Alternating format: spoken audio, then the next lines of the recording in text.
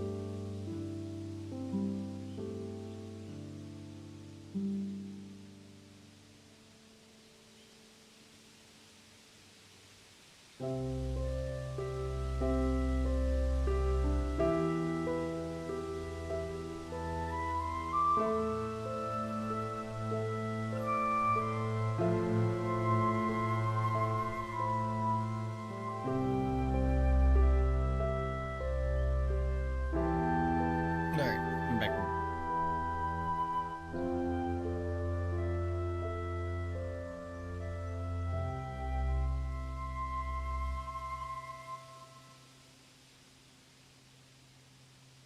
Oh, Inkling Boy. Oh, Looney. Michael will be sitting out again today. He is, his lungs were bothering him again from something else, and says he feels fine today, but his chest is just not at 100%, and he doesn't want to talk much. So he will not be here because he'd have to talk then. How are you doing? I'm doing pretty good. Been a good week so far for a Tuesday. So, how are you doing? How's everybody doing?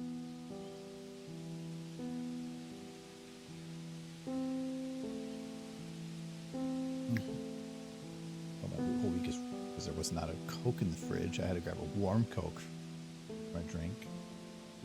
Ruined.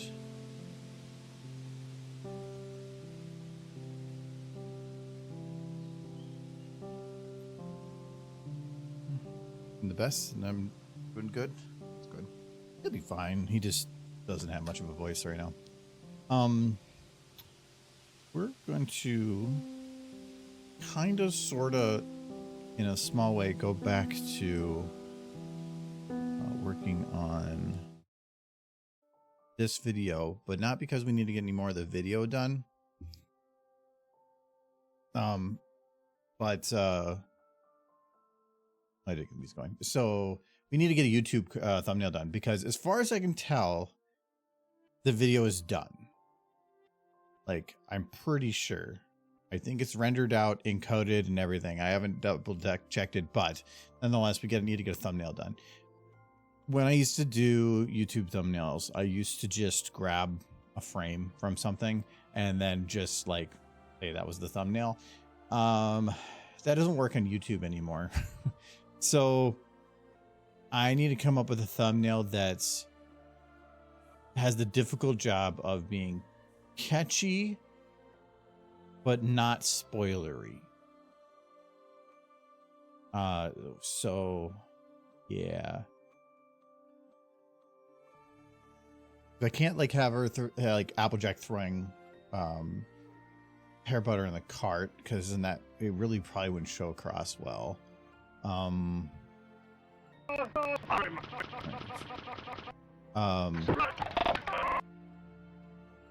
Yeah, because even if I were to find like an angle for that, I can't see where that would actually like look decent. I could just have Trixie with the cart, but then I kind of feel like it spoils the Gen 5 thing.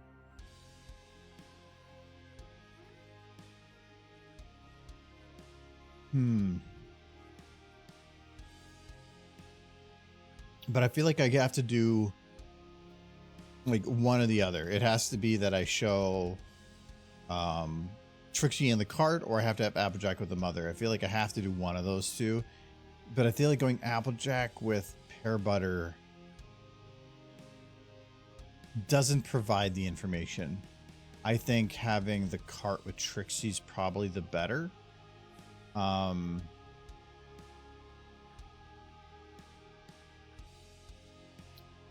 Yeah, I'm thinking what probably would be better.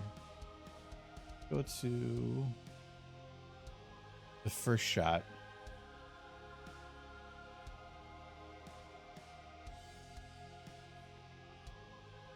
We just get like one of her with the cart, like in this area. Like I want to modify this file. Let's just save it as something else. Save as, this will be thumbnail. I have thought about doing like some YouTubers do now, where you're able to do A/B testing on YouTube. Give it multiple thumbnails and see which performs better. I don't know if that's quite worth it though. Is that feature? Let me check. If I just go to create, upload video, does it give me? Yeah, I have to select a file first. Damn. I thought maybe I could let's see, because I don't know. I've never done the A/B testing thing. And if you don't know what that is, YouTube added a feature because the thumbnail is so important to get people to notice a video and get people to click it, that they'll let you upload like 3 copies of the thumbnail, and then they're kind of evenly distributed to everybody. And I think you can set it up to either like provide you the feedback or automatically adjust the thumbnail after a certain period of time to the one that has the most amount of clicks through. YouTubers were already kind of doing that. I find it a little annoying because like I'll see a YouTuber put out a video and then like a day later, I think they put out another one that I missed, when really it's just the same video now that they changed the title and the thumbnail. And I think that's kind of stupid. But I'm old school YouTube, where people would immediately identify a video and call it by a name, but it's a little different nowadays, maybe. Anyway, so if I were to have her with the cart, I would not need, I think the pot and the pipe. Actually, I always say that and delete things, and then I regret it. So let's just not do that. Thumbnail swapping is annoying. It is, but at the same time, it's understandable. If you can put out 3 different thumbnails and you find that one of them gets 60% of the views while the other 2 combined get 40, well, that provided you a big boost in visibility. So, and it's again, if your enemy has a tool, like if you consider the enemy being any other YouTuber that's out there, and you are trying to vie for the attention of the person for their next click, you want to have your best chance to stand out, and that's where that comes in handy. But that logic also breaks down in a lot of other very similar situations, like with AI in the world, where you try to apply that the same and then it doesn't sound so good. So, but it ends up being that you just kind of have to deal with the environment you're with and whatever. Sometimes though, I think they have to re-upload the video for some reason, thus a new thumbnail. No. And just because YouTube has a tool for it doesn't mean that it's not something that they've done. What YouTubers used to do was they would upload a video and YouTube will give you view metrics, I think by the minute, and for like new videos. Well, you would just watch that view metric and then just keep that thumbnail for like 15 minutes. Then you just swap to another one and see if it changes the trajectory of the views. If there's a boost upwards, change it again. If it goes downwards, then swap back to number 2. So they used to do it already. The fact that YouTube edited tool just made it convenient. If anything, it kind of put everybody on an even playing field instead of just those that were being in, I guess, entrepreneurial or something. But I haven't really cared because I only put out like one video a year. So, all right. So if we did like Trixie in the cart,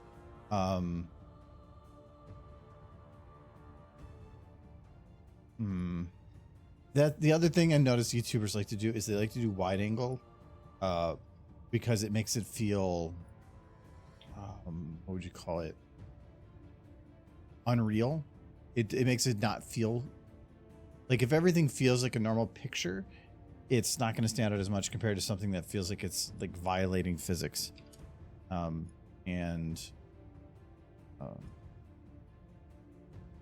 Fix my min so it's not cutting off the butt there.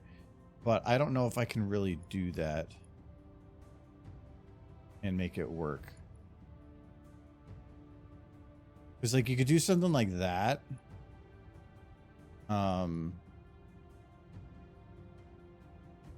If I ever do YouTube again, all my thumbnails will either have boobs or monkeys with boobs. I believe though, YouTube does have a policy against clickbait. There's definitely where people will try to get you to click something, but if you are providing completely false information as to what is in the video based on the description or the picture, you can violate their terms and conditions. But if you're clickbaity by just going over the top in regards to the content that you're doing, there's nothing stopping you on that. It's just, you have to be somewhat truthful in that. Also, that's just good practice. It's just, don't be the asshole, I guess. I don't like how just front and center is butt, because if I moved to like this side and did similar, yeah, that would look better. And that's perfectly fine. I don't mind having like Trixie be on the left instead of the right. If anything, it can be beneficial because if you actually just look at YouTube, they'll tend to put the number right here in the corner. And that means that in general, the bottom right corner isn't a visible spot. So if you move all your important things to the left, it kind of can be beneficial. Like if you even look at, yeah, well, maybe not some of these, but I've noticed a lot of people put, yeah, left side, left side, left side. So,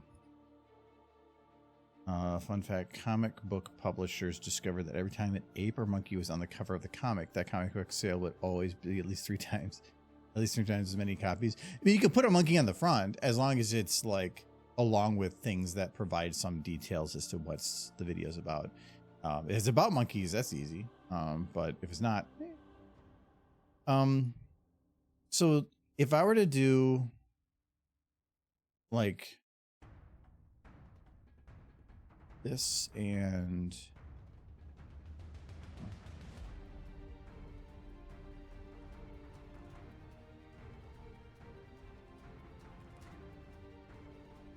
something like that, I have to turn Trixie to look the other way. Actually, no, I can probably just wait. Yeah, there we go.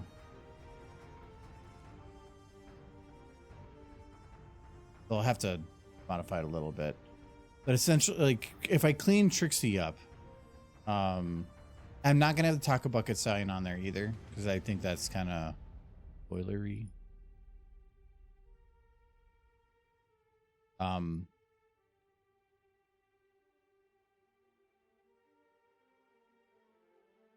I wanted it to be where you can kind of see her walking forward. I feel like that could possibly work. I could probably fill up the cart in the picture a bit more. But here. And no, because now Trixie doesn't stand out as much.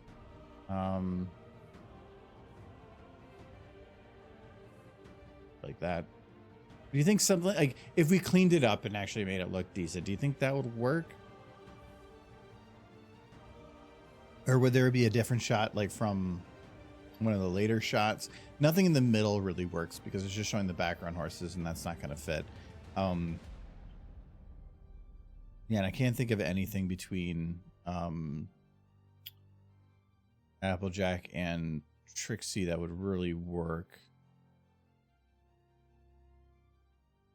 I mean, only other thing I can think of is if Trixie was on, like if imagine this the mirrored, you might be able to do something, kind of like that over the cart, have them kind of visible, more like equivalent of like this, and then Trixie in the background. Color wise, I think that would be pretty nice. I feel like Trixie, I want to have more front and center though. Yeah. That's what I'm kind of liking that. Where's my lens? I want to ask, what are you doing to the Five Ponies? About when the video comes out. If you have ever seen Monty Python and the Holy Grail, this is the Bring Out Your Dead scene, from that movie. It's already done, rendered. It's like a minute and 20 seconds or something. Been working on it for quite a while actually, because when I was going to do thumbnail stuff for streams, I noticed that I think we're at like 989 or 990 streams, and I was working on this video back at the 880s, which means 100 streams ago. So just a little bit.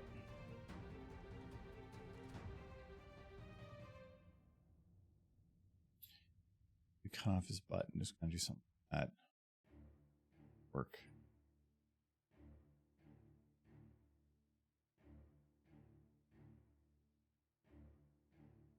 Get the correct wide angle. 24 too much.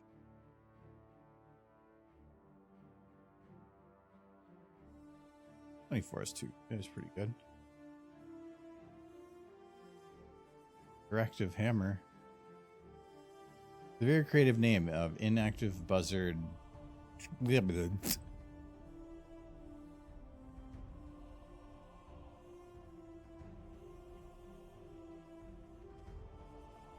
feel like I want Trixie to be a bit bigger, but her head would be bigger then. I think maybe once I get her in positions, I'm fully doing her thing. All right, let me. Okay, so we don't want the cart to move. I think everything except Trixie need to lock in place.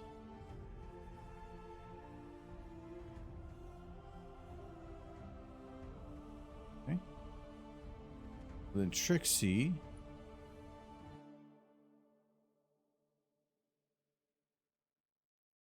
Because I like this look a little more, but I can stick with that. I think for stepwise,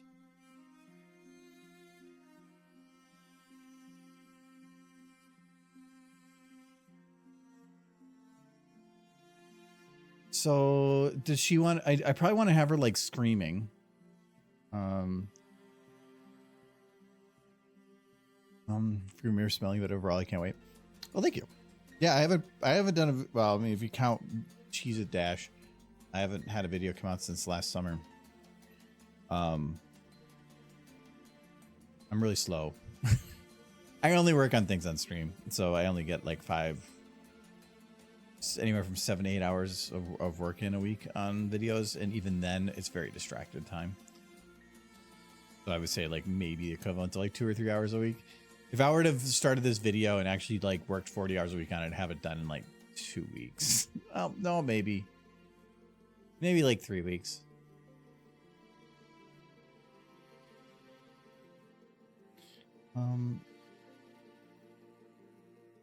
Do I have like her? If she's gonna be yelling that way, I probably want to have her legs like this. So we're gonna lock her to this position.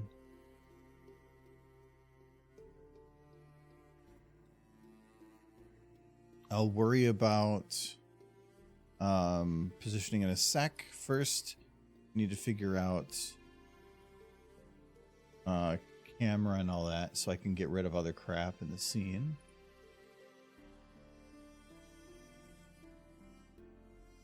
This is kind of reminding me of like, is there like an anime picture, or is it like an Ocean's 11 type thing? Like, I'm trying to think of what this is reminding me of. That's too intense. All right, we need to move this. Base walk is not needed. Pipe and pot. I will say not needed. Fire ponies, maybe? No. I don't want fire ponies, so fire ponies go away. I actually don't want any other ponies. If there's anybody behind them, it's just going to be a distraction. Background horses gone. That should help tremendously for performance. Yep. Kirby's house. A good angle would... Because I like the idea of it looking down the street, but I have to deal with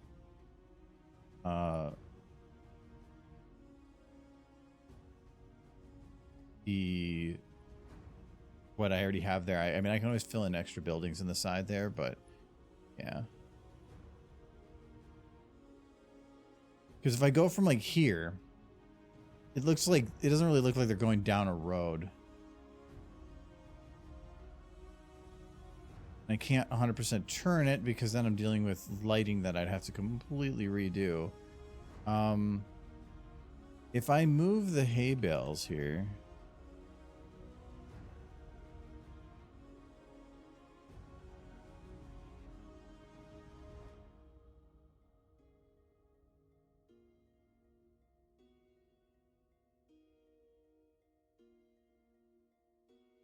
because I like the idea of it looking like in the picture that you can see a rundown Ponyville very quickly and easily.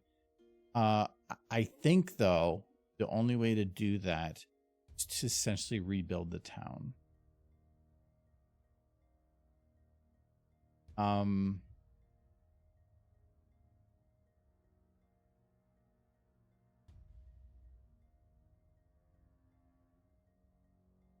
Yeah. And you have to add Misty drag line behind the cart. At this angle, no. You could imply that she's not visible, that she's cut off. I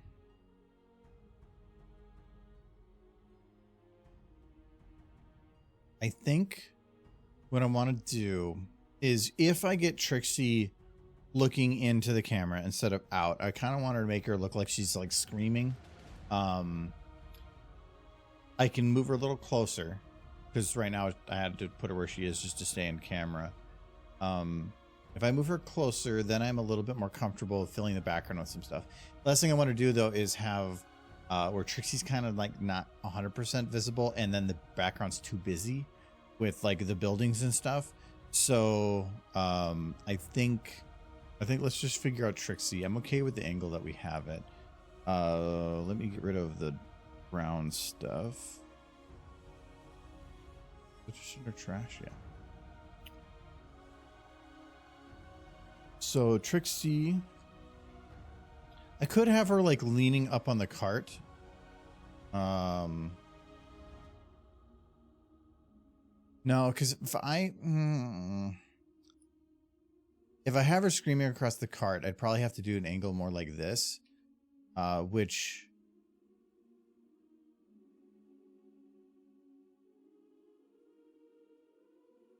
would be fine.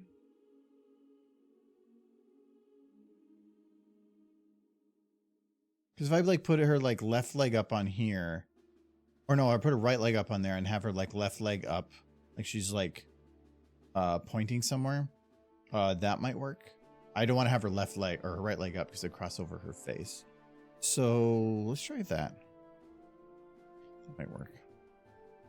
Because if I did something like this, I could get a little bit closer to like more of like something like this. She would be a very prominent, very visible figure, and then I could fill the background with more detailed stuff and not have to worry about it.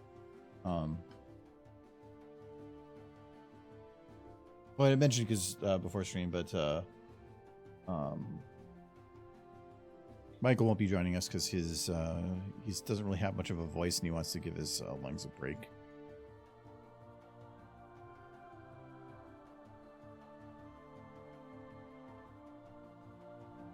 Okay, so Trixie have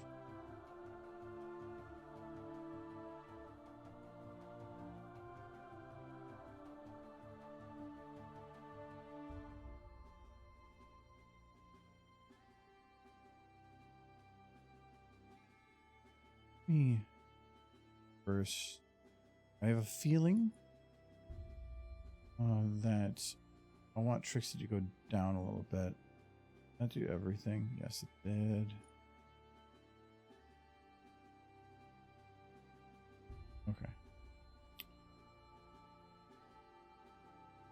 Where's all the other stuff I'm seeing? Buildings. Okay, that's better.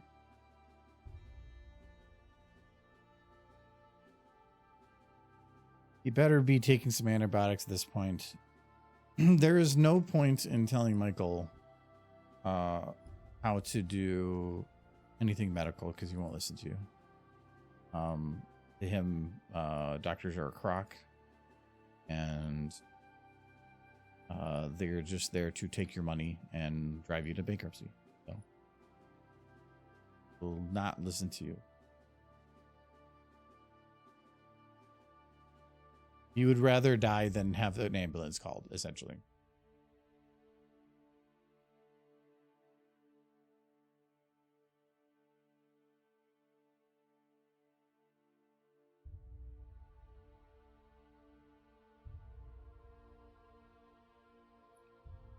This leg.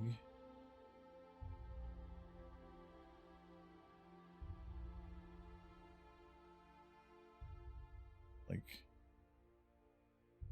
bit. Need to balance out because of angle.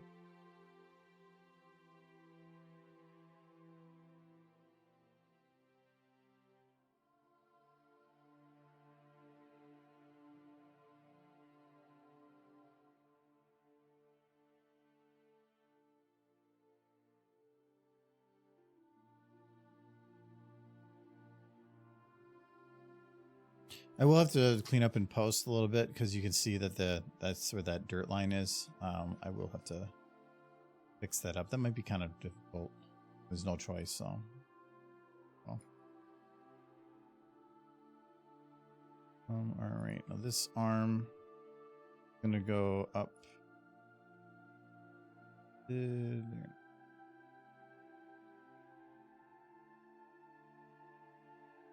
We probably want to have her like go up a little bit.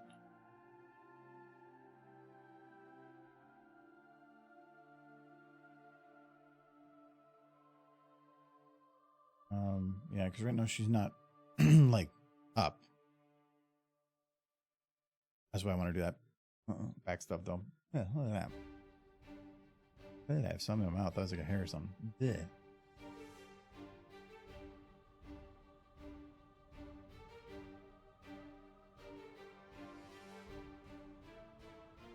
Okay, let's try that.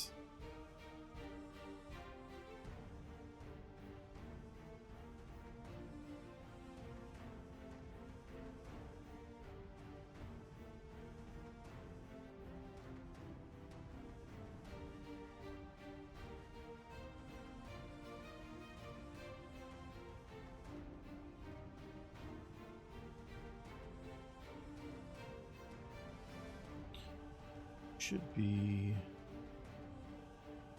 It turned. Oh, that's already unlocked.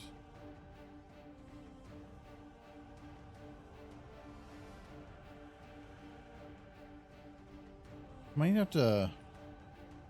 Oh no, that's the hood. Okay. Thought that was looking like a little bit arced the wrong way.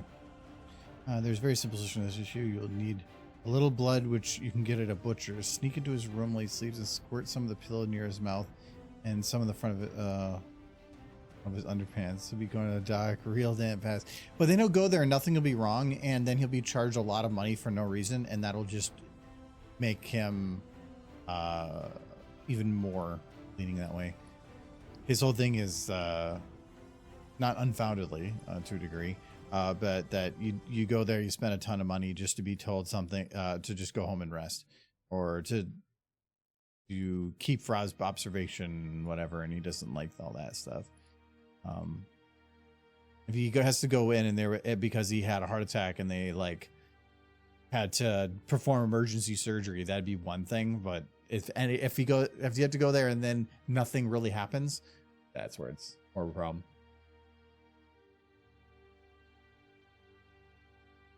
But American medical is stupid expensive too.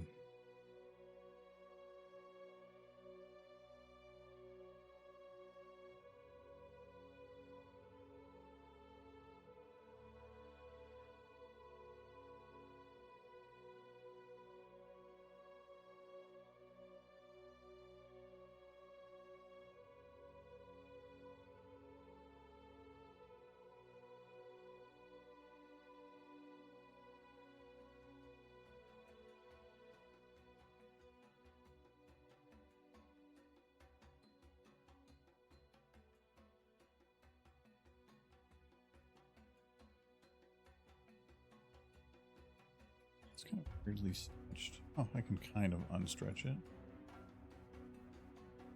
Now, kinda. There's an easy way to fix kind of that error, but it needs to at least get somewhat to the correct spot first.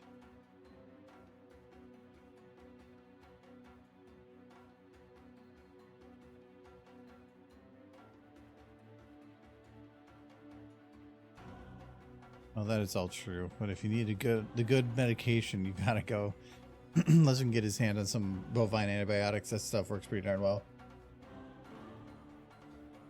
He knows how to get his hands on some, you're just not supposed to do that.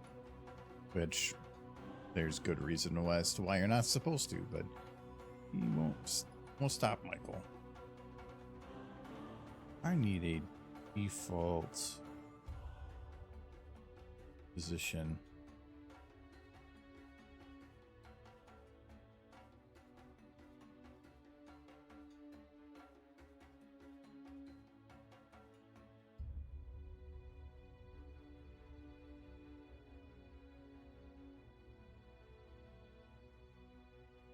I think this leg had been bent around by the walk animation, and make sure it's actually straight. Yeah, those two are the big difference between straight and not straight. So yeah, I'm gonna definitely go with that one. That looks much better. Actually, just the shoulder was fine anyway.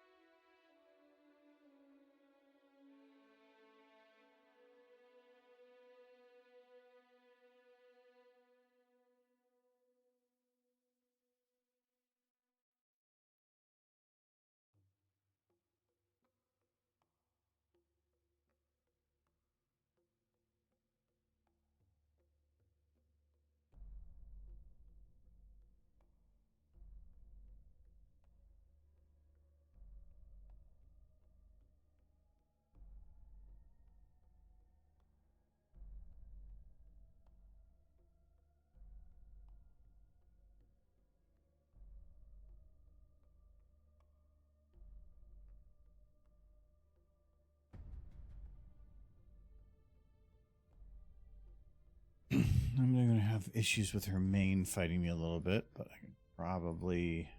That's the only bone for it. Probably move it forward then.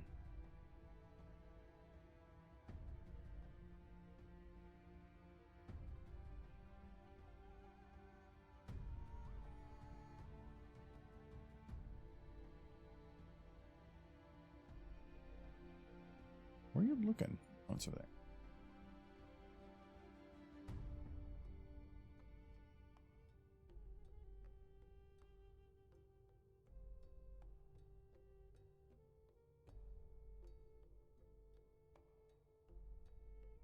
All right. Need go very wide. A little bit of anger.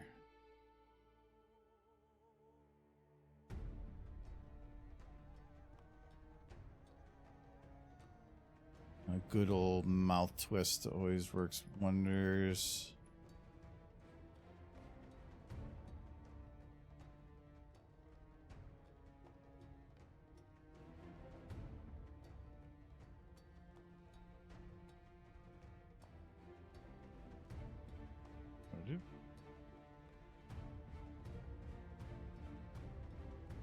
Anyways, how is everybody doing? Happy Tuesday.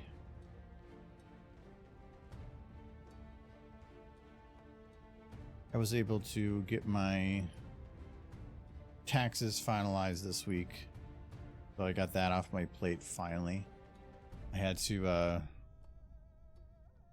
go in. It's somebody helped me with my taxes this year because I had some questions, and I'm glad I did because I found out I've been doing my taxes wrong for some portions to the government's benefit for 5 years. So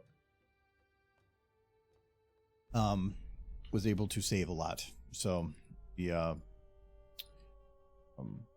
but it took me 3 trips because of some random whatever, but finally got it done. I hate tax season because it's just so much crap to think about. April Fool's Day, it is actually. I think the last time we did an April Fool's stream, actually we were actually doing the Mario video, remaking Remembrance with Mario, which I would actually wanted to try to just render out to put out this year, but that probably wouldn't have worked well because I would have had to get this video done first. Last thing I want to do is not make a video for 10 months and then the video that I do put out is an April Fool's joke. Wouldn't go over well.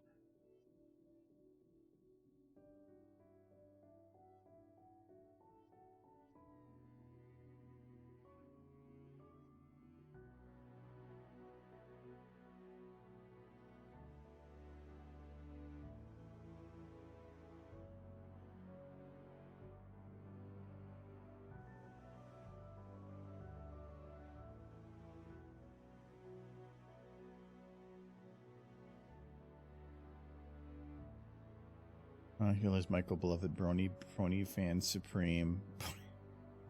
Pony fans. Sounds like something from like Doctor Strange. He's the pony fan supreme. He dodged the awkward pridefully. Said friendship's all the cure I need. When he sniffles, turned to doom. Delved straight into his tomb. Yes, Argo was right. Was that ChatGPT at all? That assisted? If not, kudos. But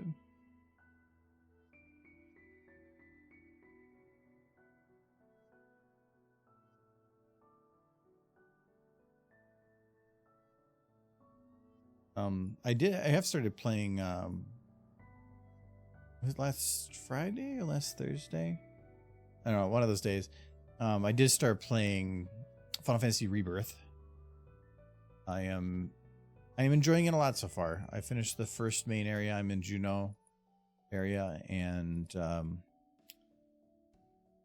it's very pretty. I'm glad that I got my graphics card updated because it runs pretty damn good. I'm basically sitting at 120 the whole time. It's a lot of fluff added, but not bad fluff.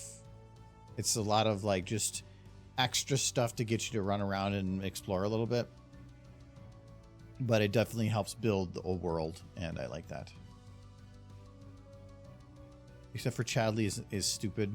We had a whole time yesterday on Discord just bashing him because he's the one part of that game that just like not good.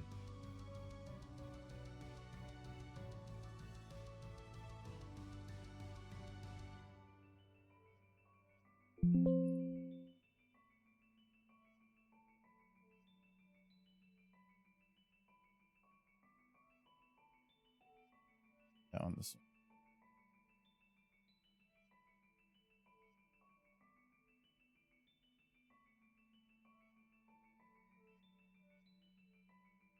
Doesn't seem angry anymore. Let me try to fix that.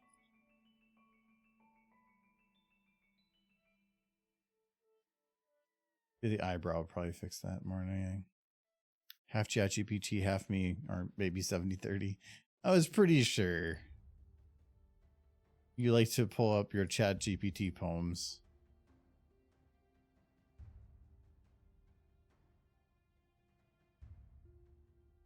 So I want surprise. I want anger.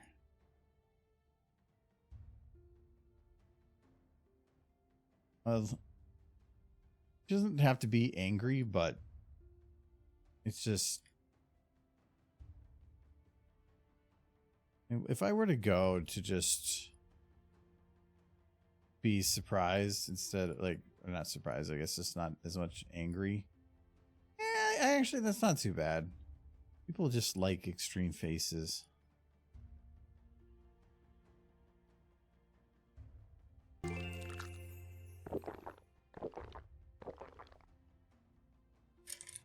Just go. I can put my water over here. It's for Michael. Here.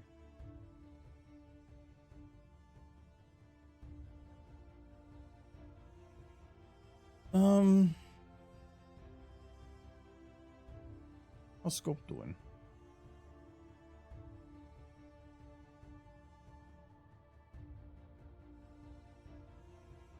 When's the next convention you're going to, Scope?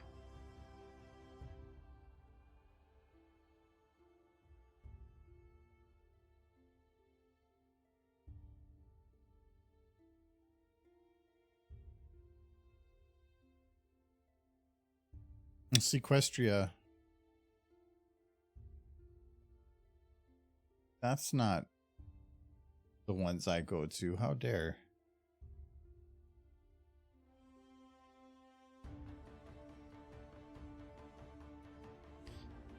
Would it make sense to have this rotated towards the camp?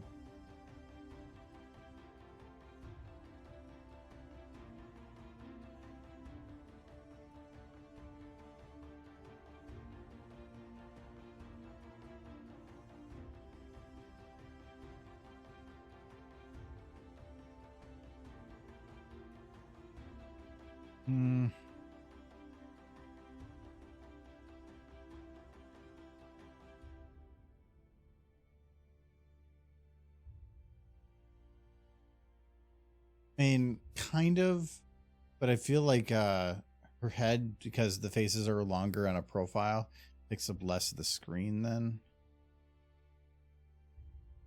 Ocean City, it's small. Yeah, so I've heard.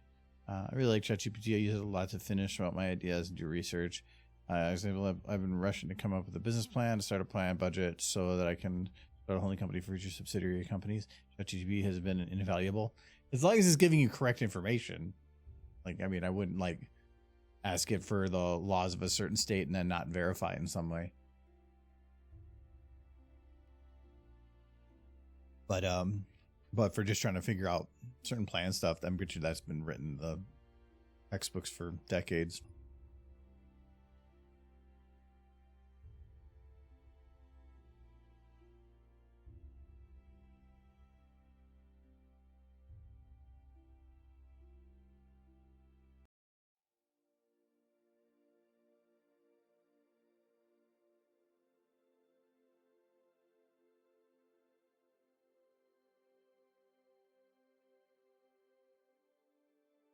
The other thing I have fun this week, my system I run at work wanted to add a bunch of users to it, and I have to get them trained on it, but they're only using like a portion of it, so I have to I'm running training for, I think, like 60 to 70 people over 3 different days. Like same training, just split it up over ease of scheduling. And I had my first one today that had 35 people in it or something. And I always love that I get asked by somebody to do something like, can you do the training on this for people? And I'm like, okay. And they give me what the reasoning why and the scope of everything. And then they do the training for it. Then there's a question of, well, why don't you use this for other stuff? I'm like, this is I love when they ask you the questions that you can't answer. And it's like, no, I am a system person. I do the system. And then somebody else handle the process. And I swear it's every time.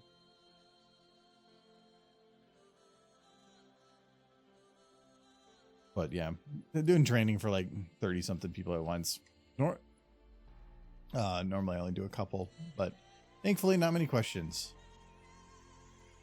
That's where it gets a little bit messy.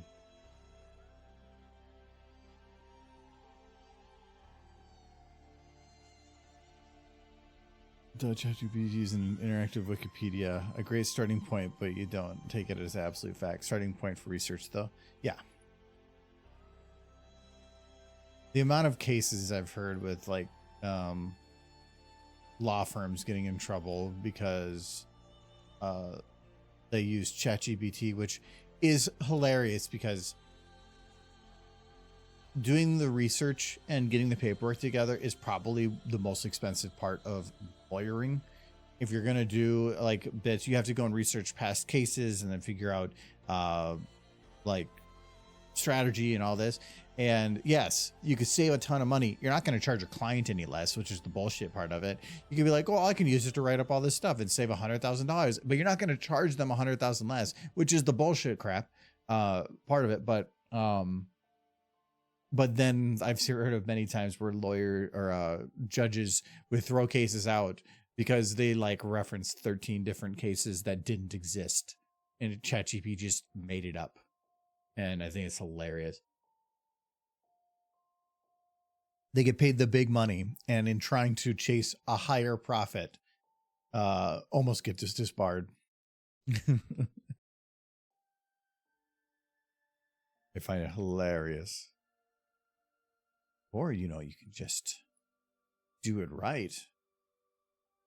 Make the big money by doing the way it's supposed to do it.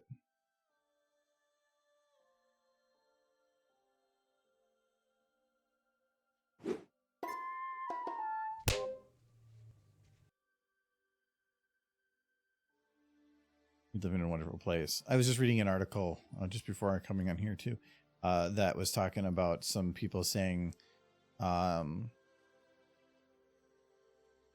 tell your kids to go into programming or learn to code because there's not going to be any coding jobs in a couple of years.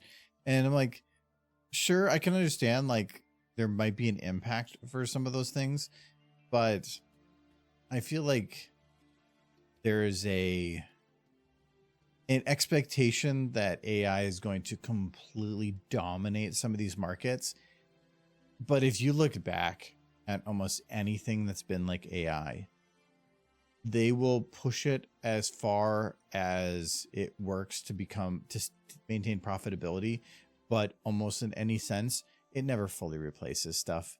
Like when they talk about automation and other workplaces and they build these giant machines that will automate stuff, it did offset some workers, but then you still had to have people on that site, usually still a lot of people, to work it and maintain it and then handle it when it goes wrong, because you could design that thing, that big honking piece of machine, to probably be a lot more self-sufficient, but then that passes the threshold of where it costs more to keep that maintained than it is just to have people on site.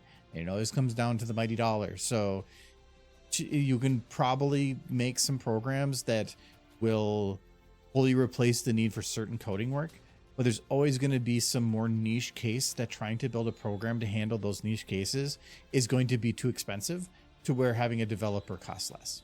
So we'll see some coding and developers go away, but you're not all of them, and not by far. We're just working towards a balance point. And Also, I don't like how we're replacing all of that workforce with a version that just eats an immense amount of electricity. That's why getting into like it's been this way for a long time. Just getting into trades, becoming an electrician, become a plumber. That stuff not gonna be anytime soon. That stuff's going away. Things will change, but somebody still has to get their hands dirty. You can build robots to do stuff, but those robots aren't going to be able to, again, be cost effective to be versatile enough to cover all situations. You're not going to invent a robot that can go to somebody's house and work on exactly what their plumbing needs are.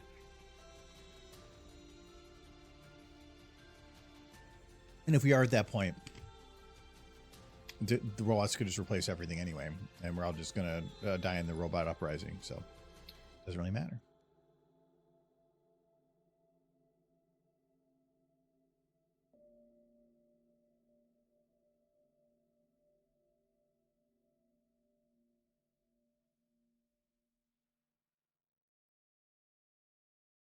Oh, that's true.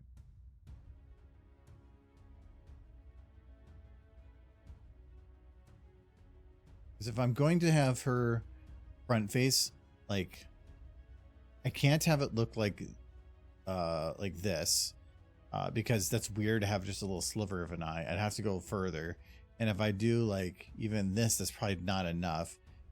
This is the best because then you get both eyes, but I don't know if it's quite what I'm looking for.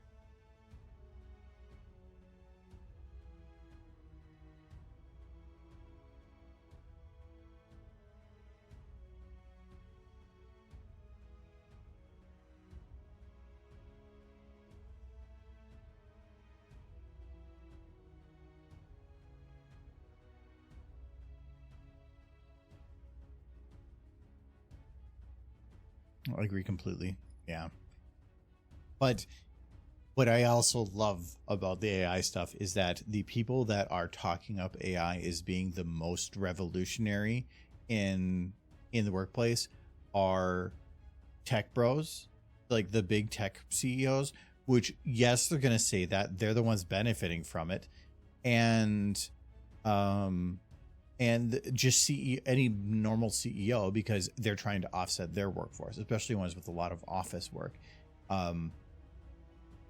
Like, that's the only people you're hearing about it. And if a cow were to go and tell you that beef is poisonous and you shouldn't eat that, and you should instead eat, like, you should go and eat broccoli instead, it's when the person that benefits the most from the truth is the one telling you that truth, I wouldn't believe it as truth. So, no matter what, it's the people that don't have anything to stand from it, or having more independent review on it. But it's just, the people have the money. And right now, the problem with the AI is too many people benefit from it.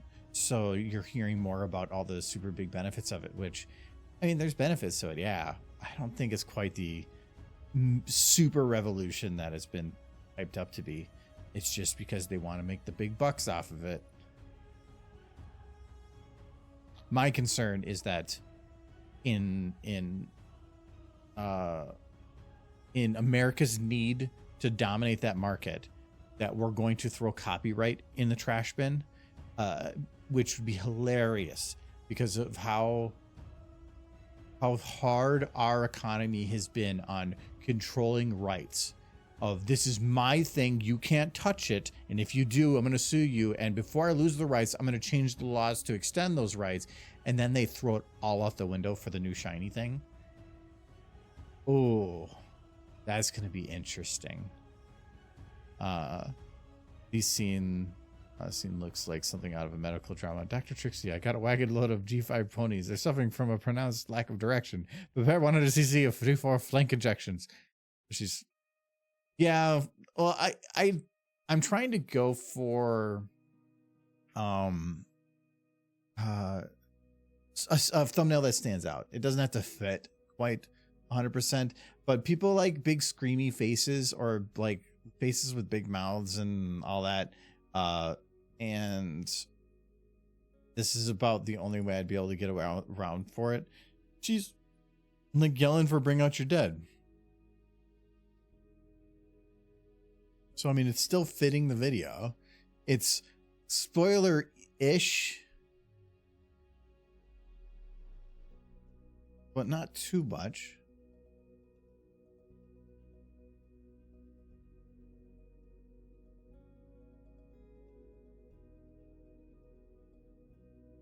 I feel like it might be a little too wide on the angle, but if I go much thinner, because I'm at 24, right? Yeah, if I go 35,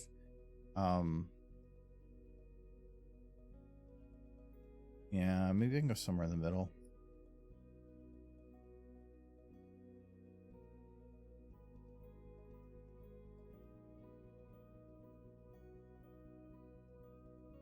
That's not too bad. I kind of want to see the cart a little bit more.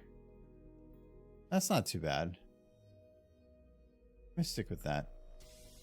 The Industrial Revolution was called that not because of technological advancement, but rather because of the invention of the patent and copyright, for the first time an idea could be owned. Yeah, and then if we throw that out the window, if we say that AI can bypass copyright, I mean, okay, but like, was it Meta that got in trouble recently because they torrented a bunch of books? Like, shouldn't they have the requirement to buy those books? So, okay, if you want to be allowed to take that content and use it, you should still have to buy that content, even if it's just at the normal book buying price, which if they downloaded hundreds of thousands of books, they should still be paying out the millions of dollars for those, to have access to those books, or maybe some other fee.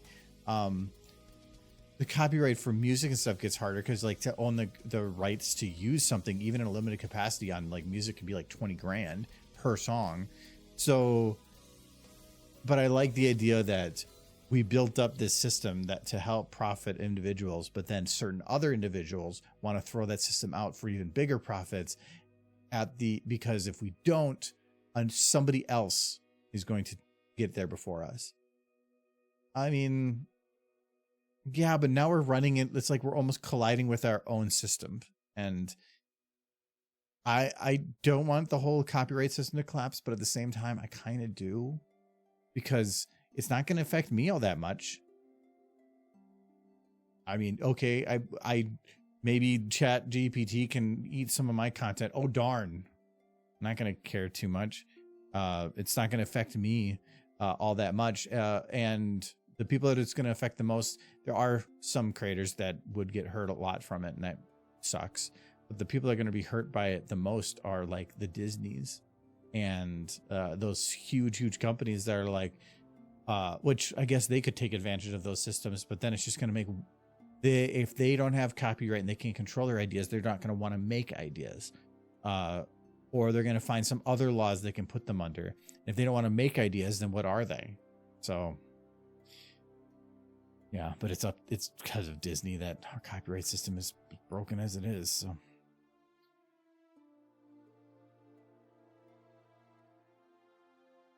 because yeah, if my thought is if AI can suddenly be allowed to use copyrighted content without issue, then everybody should do. So what would that look like? It's a little weird when you say, like, for the sake of the advancement of a very specific type of business, that we have to screw over other types of business. Yeah, I'm really curious how that's going to turn. I kind of like the idea of AI companies being required to license an individual or company's style. They want to use that style for future content. Defining style, though, can be hard. Like, I know the whole thing with ChatGPT recently with the Studio Ghibli stuff. Studio Ghibli has a fairly defined style, but how do you if you don't have a style? Like, let's say Sonic the Hedgehog, because that's been going for a while. They don't have a style. They have identifiable characters, but then their style changes. Like, they have a 3D thing that comes out or a 2D thing that comes out, and the 3D model will change and the style changes. How do you lock that to a style then? And also then, I don't like I don't like styles being copyrighted, because then that's not copywriting an idea. It's locking down like a whole sector, and I just nah. And we've had the problem like with, like, for instance, the guy, that Edge guy, he copyrighted, or not, I think he trademarked the word edge for gaming uses, and then he just started he never really used it. He just started suing people like mad anytime they use the word edge in anything, and you just to be profitable from it. And you would have problems with that, as somebody will copyright a style or buy a style and then just start suing anybody that's even somewhat near it in any possible way, because they can now. And I see that just being abused way too heavy. Usually copyright, and like, you can't copyright, you can trademark a style maybe. I don't think you can copyright a style. Because I think, I can't remember how that worked, but like copyright is about more of a specific thing, an entity that was created. A style is too abstract. I don't think you can copy that. You could trademark it, but trademark is different. So yeah, I don't know all those laws. I'm not a lawyer. How do you defend a style in court? It's the same thing with, like, how do you just define, or how do you defend fair use? That's been a dispute for a long time, of saying that you have certain fair use circumstances, but then where do those lines fall? The only way you can draw a line is to have a case pop up and to have a judge or jury draw a line. And then you have a line there, but then further down, it's going to get gray against some other part, and you're ending up just like patting down, trying to make something, but it always ends up being that somebody will find a hole and a way through it, because the litigation is what's making those fine lines. But as soon as you go from gray to finer and finer lines, those lines are going to like crisscross the weird parts, and somebody's going to weave their way in. Where if they're gray, usually people are just too afraid to try to cross. Back to work? No. You don't have any right to. You go back to work. Yeah, clock back in. It's like 8 o'clock by you. I bet you have work to do. And I know hell diving is not work. Get on with it. I have a lot of thoughts on that stuff. I'm just making a picture anyway. I think at this point I can just try to fill up the background. I like this angle because I want to have it look like the road's kind of going a little bit that actually no, how I turned it. Let's see if I can get away with a little bit different.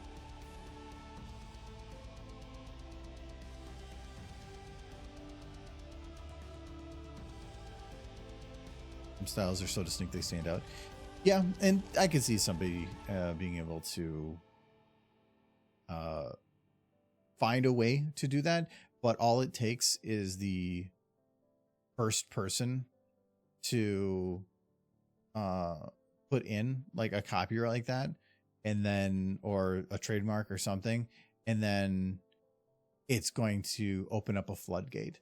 So it's fine for the first I'll just pull in the first one, but that's just going to start things. If we do this as our angle, I probably want to have the sun come from the same direction. No.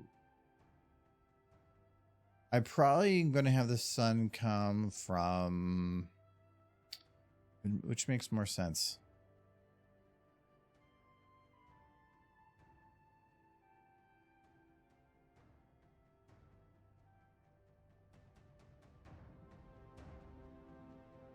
So I can either have it be from kind of this angle. I think that building's blocking a little bit, but I can fix that. Or from the other angle. I feel like it's probably going to look the best if I treat the sun coming from kind of the back, like right about here. Because then I get a nice, strong, kind of bright line on here. I get a nice edging on there. I can just put another kind of opposite rim right there, and some brighter buildings in the background. I think that's going to be the best angle.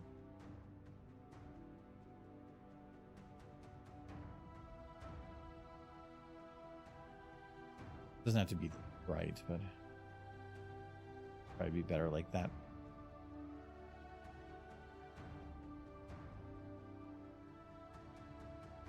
Anyways, what are you doing right now, Scope? Are you... Hold on, I can't even check. What are you doing right now? You're telling me to get on with it.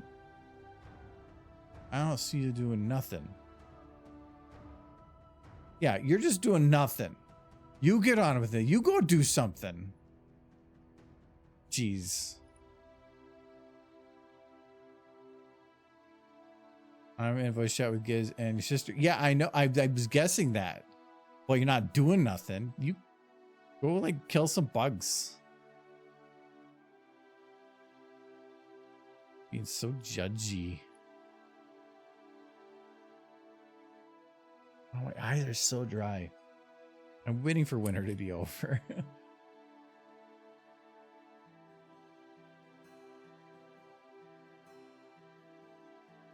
You hate SFM? Sucks. Pretty cool software. I've been spending way too much time in it, and I should move on to a more sophisticated software. I'm looking forward to SFM 2, which is has some problems.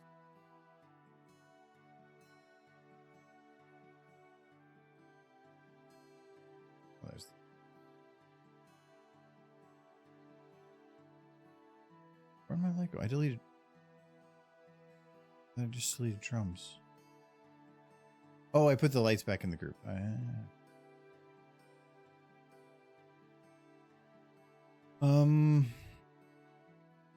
right. I think I can clear away from the town here stuff that I know is not going to be in camera shot. Let's get these buildings moved over.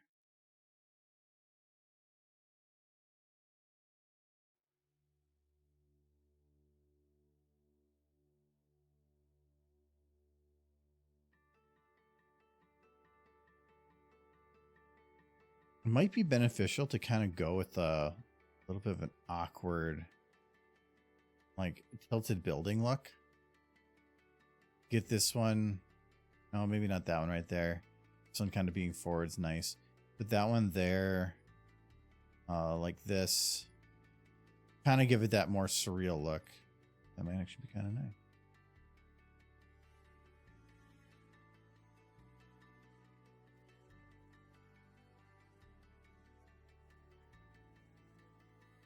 Side.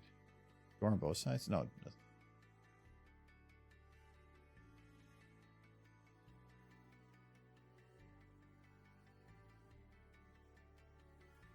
I love this song.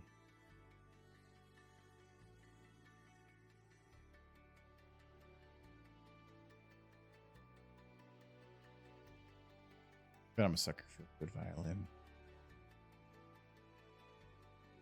This one being further back would be kind of beneficial. Their tilts maybe like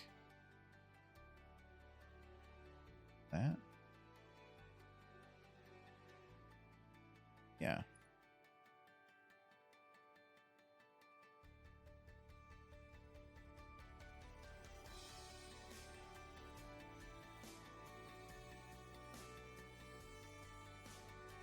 That building's tilted that way. We're going to tilt this one back this way.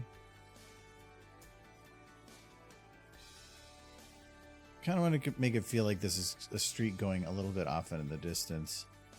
So, okay with it. Actually, I'm just going to copy the buildings from now on. I don't need to keep dragging them over.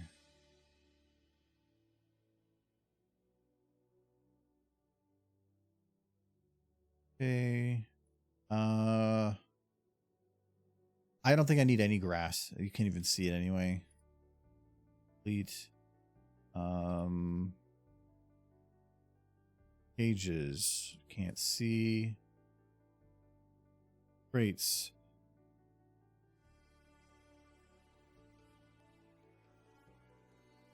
Probably can move some of these around, but not worth it. Just going to delete for now. Barrel. And can't even see this stuff anyway.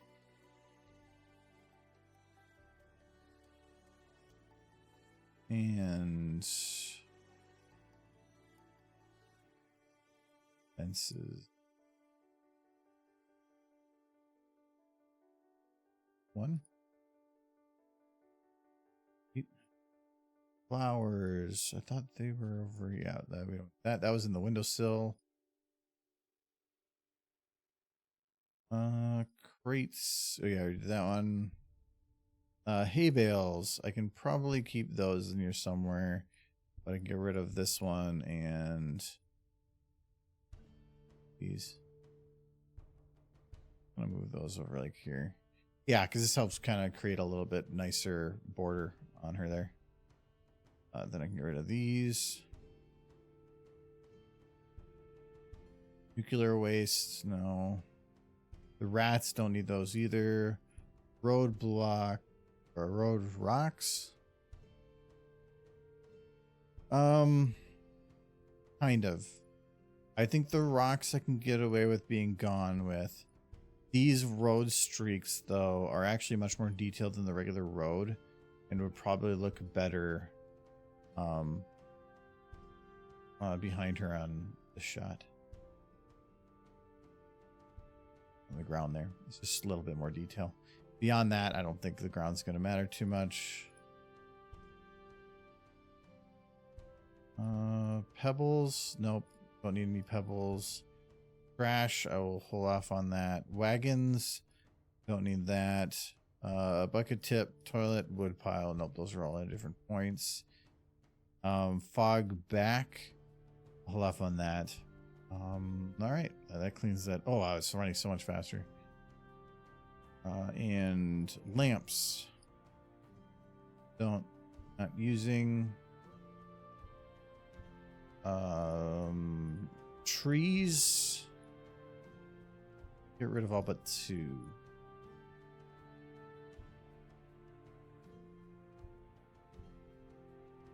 even see that one anyway.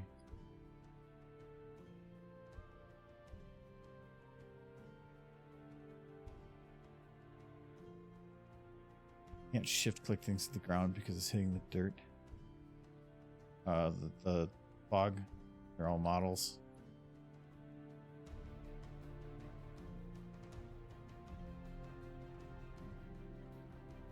That there. Oh, maybe a little closer. There. And maybe let's get rid of that. Right. Buildings. Pretty sure this one's not visible.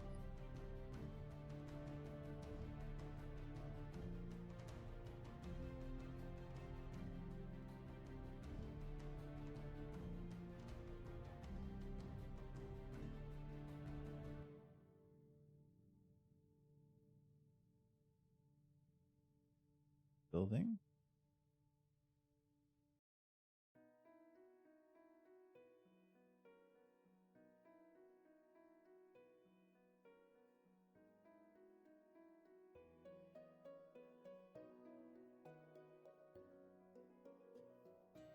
You can, no, not that one. You can't see that one anyway. There. Okay, so if actor gone, that should work.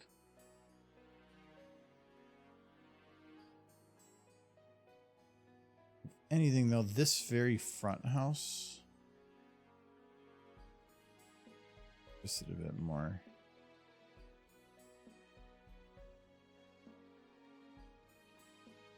Yeah, make it a little more extreme. Okay, sky card.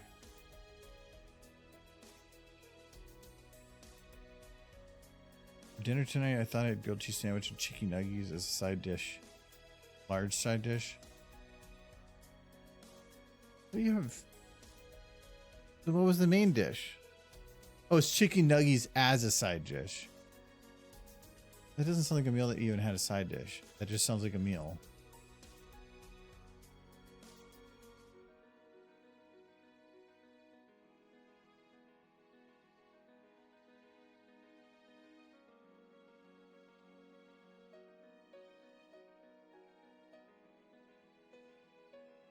I'll put it like here, but it might be too big. What if I just increase its size a bit more? Yeah, work. All right, I think might be enough to start playing with light. I think I'm gonna hide the fog though.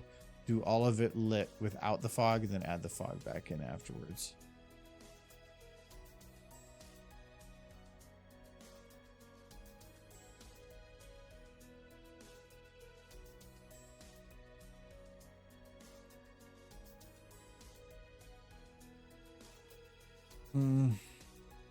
Okay, these negative lights not needed anymore. Area rim. I believe this was just for like lighting certain. No, that I know what that was for. I don't need those anymore. Sky card lights.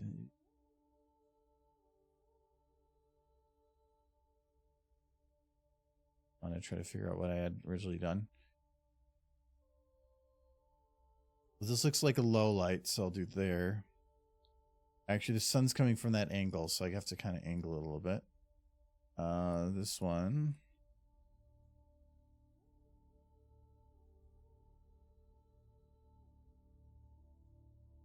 Oh, I think I needed multiple because of the different angles. That's what that was.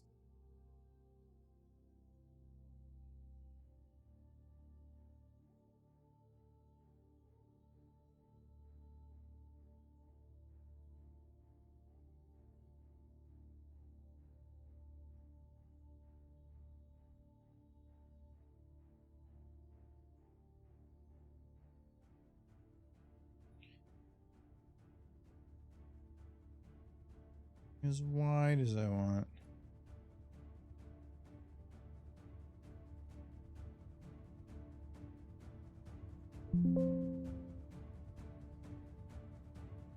Well, yesterday my dinner just consisted of 3/4 chocolate cake.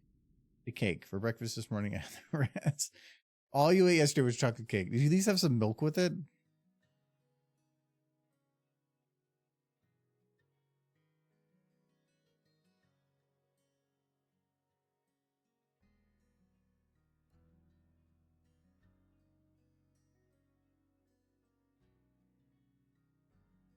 It helped that much. Oh no, I see it. That other light's the one causing that. All right. All right, that's pretty good. Now, no milk, drank plain water. What beast of a man are you? I couldn't do that.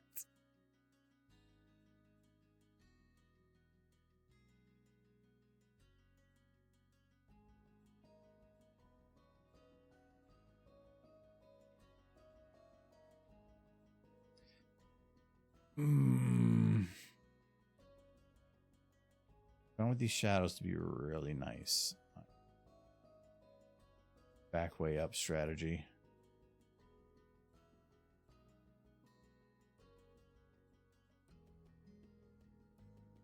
I just wish I had better Z range because I can't see where my light is.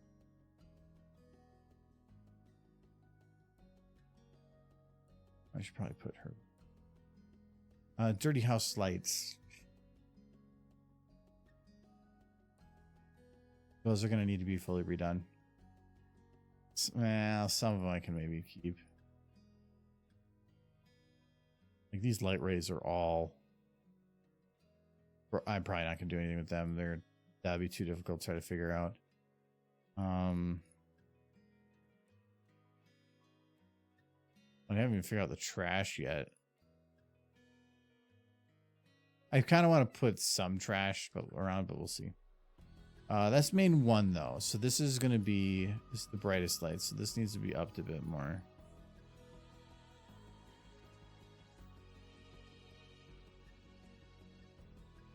That building is very bright right now, but the moment that I, like say, get this negative light on there for dirt, it offsets it a bit.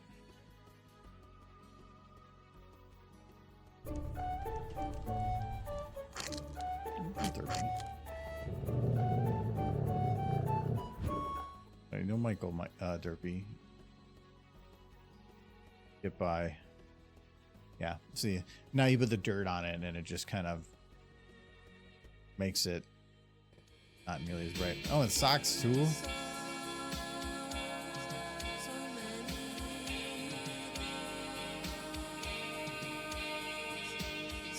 I think that's what Michael thinks that the light at the end of the tunnel looks like. Yeah, I'm just gonna all these. It's trying to go one by one with those feels like hell.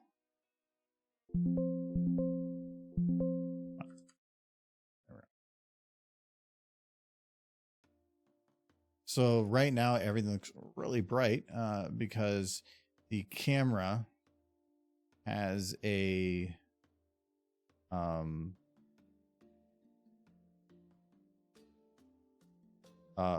set value for how light something should be, and that is very changed from the base. But when I go and become a light, it uses a different light value. So that's why, like, when I use my work camera, it copies that the camera's light values, so that's why everything looks normal. But if I were to throw the light in the camera, it gets very bright because it doesn't have that default like my work camera to pull from.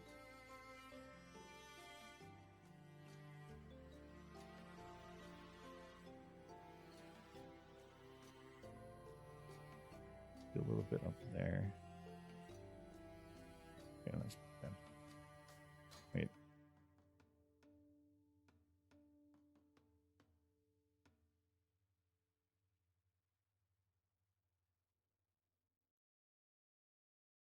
Okay, there. Okay.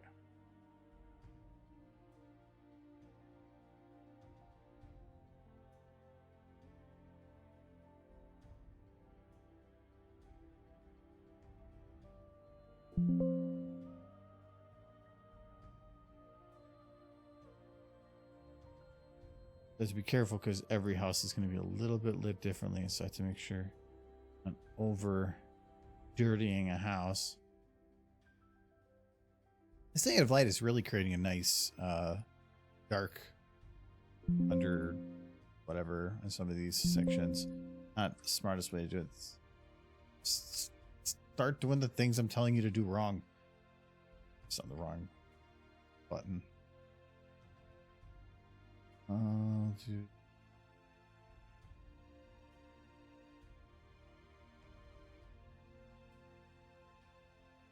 So the nice thing about doing it this way is these buildings would be nice and lit, easy to see, nice and clear.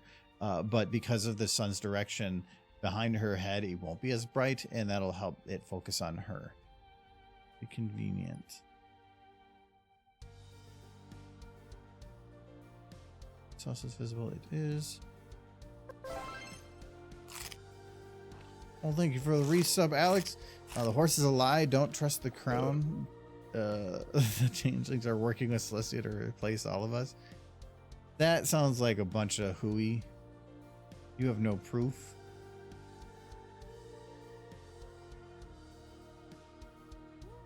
It's not like I'd be okay with Big Bug Lord. So that would be maybe kind of neat.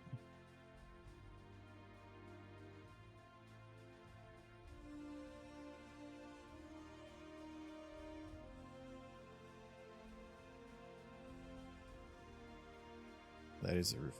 Okay, doesn't look. Buzz.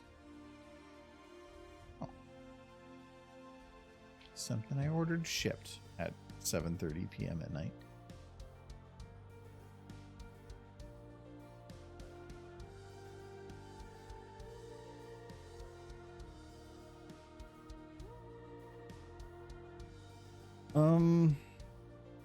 Okay, that bounced off some of those.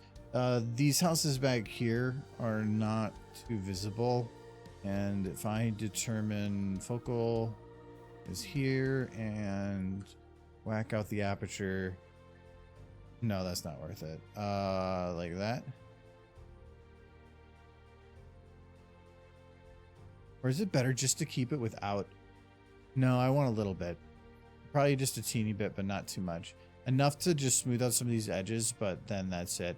Because right now, like, it's not really lighting a lot over here, but that's probably because this light is not reaching them. Oh, no, it is. It's just not giving a shit. Okay. This one needs to go over how? How's everyone been these past months? Pretty good. I guess I can't complain. There we go.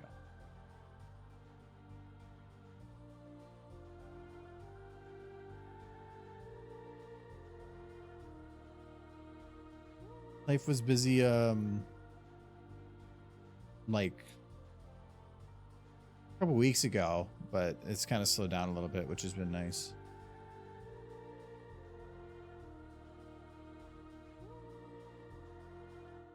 Okay, so that's a nice filler light. It does light these buildings way too much, though.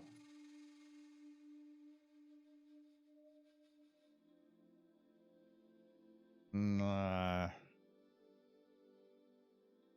think what I'm going to do is this light is not going to be a thing. Instead, I'm going to just light individually. Go to individual small things and do that.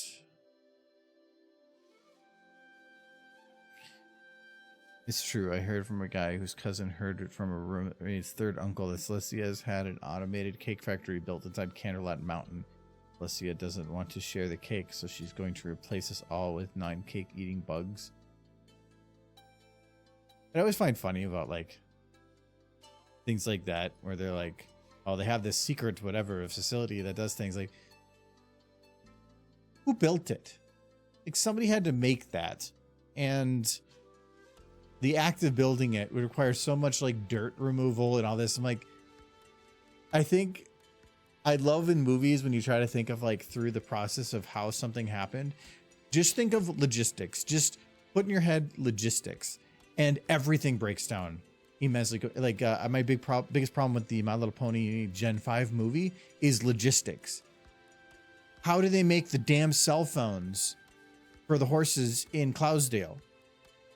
It requires them to do mining of precious metals, farming of tons of different materials, multiple different factories of everything just to develop a cell phone. And all of that would require probably going outside of their town and running into other groups of people. How do they do that all within just the clouds? It doesn't make it, like, the logistics doesn't make sense. Or even Sunny's little town. All the things that they have there for all their technology, all that metal, all that stuff, they're just living on a beachhead. There's no way they can farm that much metal to make any of that work. So where do they have mines up in the mountain? Like, where are they getting this stuff? Logistics, everything always is the worst.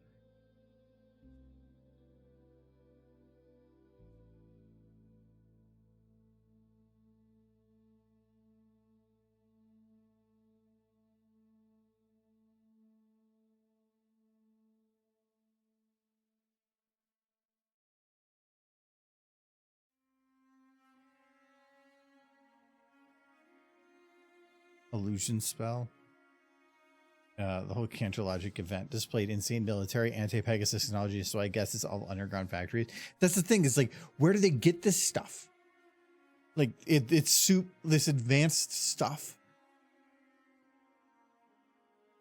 We get in our heads that like, oh, it's, you know, it's super easy. You just go down to the store, but like the amount of steps it takes to like make a wire.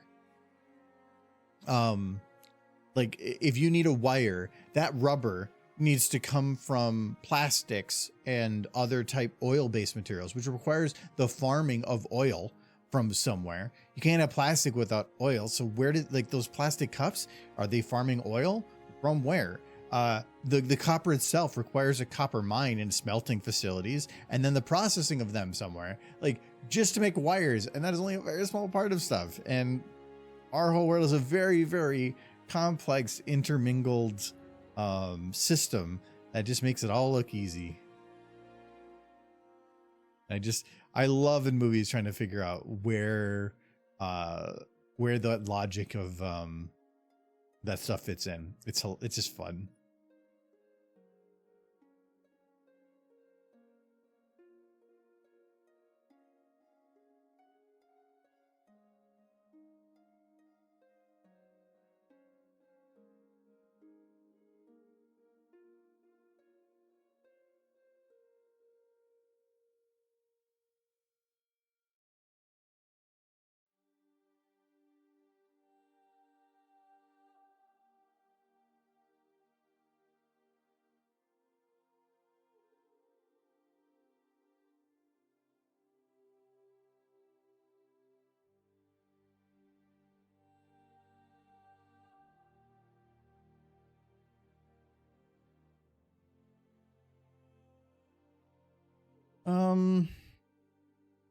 So these buildings don't really make too much sense right now.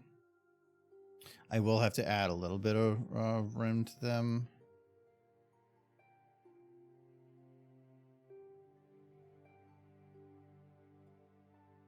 I think these are rounded, so I don't have to like do some of the fancy tricks to get the lights to show up.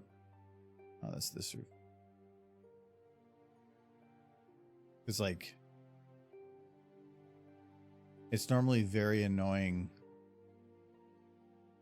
trying to get lighting around like very flat objects.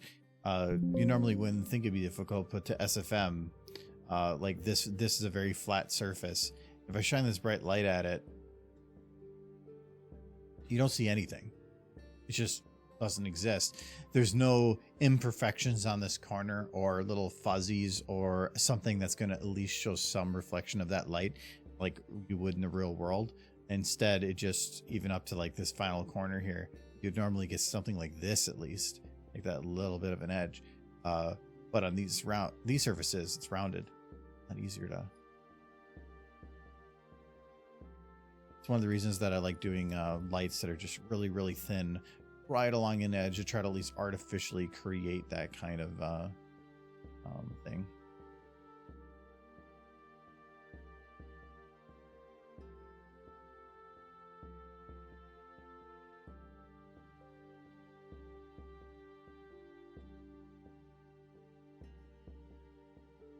Really caring about naming these, trying to get through it.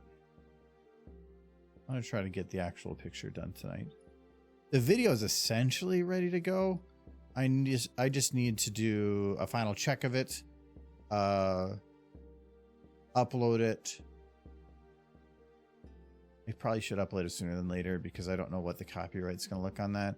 I know it's gonna like demonetize the hell out of it, but the whether or not it has angry copyright or not angry copyright.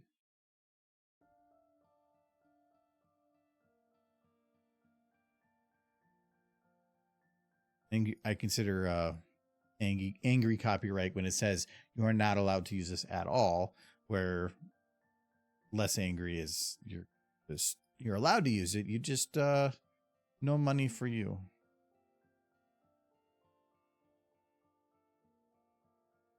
Which is fine. The nice thing about YouTube is if I put out a video, even if it's not monetized, it will drive traffic to the other videos that are monetized. So it's not a full loss. It just does kind of suck. I had a different video. The Lyra video just this week got marked as no longer being monetized, which I'm surprised it took that long. I had edited that song, like cut out chunks of it so that it wasn't all continuous. And apparently I found it at some point. But I had that monetized for years with copyrighted stuff.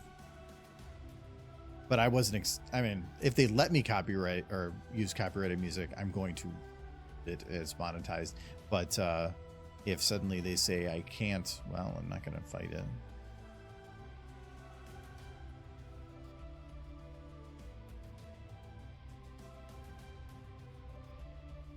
I don't. The one that confused me the most is for the longest time, the Rocky video of Tiara getting punched in the face. I don't know why they let me monetize that. I had that monetized for like 2 years, and it was getting a lot of views. Like, I made a decent amount of money on a video that I should not have had monetized.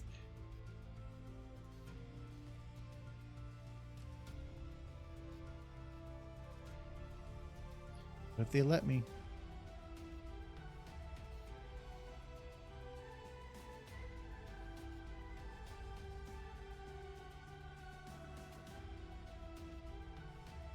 I did notice the sky's a little bit not visibly here. I probably just should brighten the sky in general.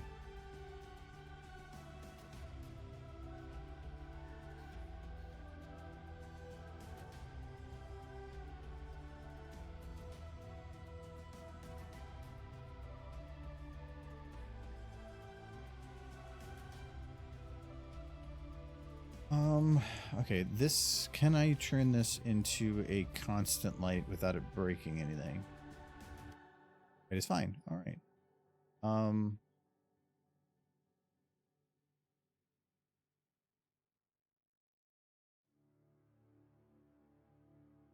Oh, you know what? I bet you this light has an overridden height and width. No, that's not even affecting it.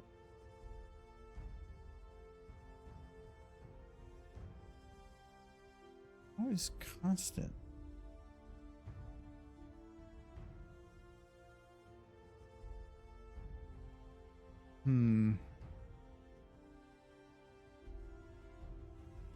That's not affecting anything anymore.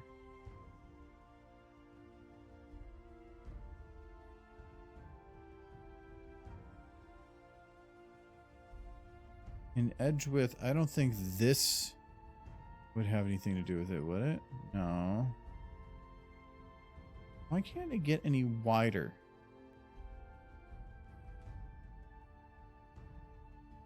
It's like than this. Do I have to like go? Turn off Uber. Is it Uber? Yeah. I didn't do anything either. Why aren't you fatter? Oh. It might be a restriction on the Gobo. I'm gonna save it and let's see if we can do this real quick. Yep, that'll do it. At least it helped a lot. So every light that you put in SFM has a texture applied to it of a flashlight so that it makes it nice, round, looks like a spotlight. If you remove that and just put a white square, you can now see that the light is now just a line, essentially, because it's basically has infinite width by bringing in the in. Making that line cut on. You can see that it's basically just light in all directions. Helps a little bit. Not as much as I wanted though. I think if I get closer and then just bring down the brightness, is that better? Really? Okay. So this is just going to be 2 lights then.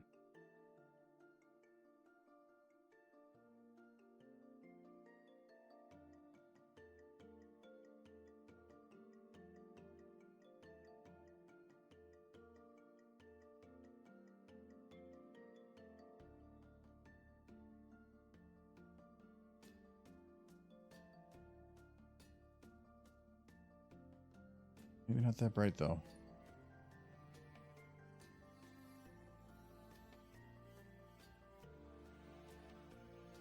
I feel like it. What if I made this one blue? It's like not the right blue, but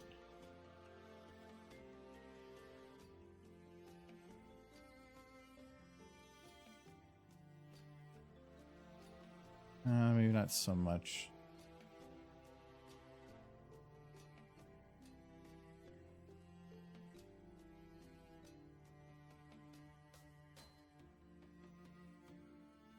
That does look better though.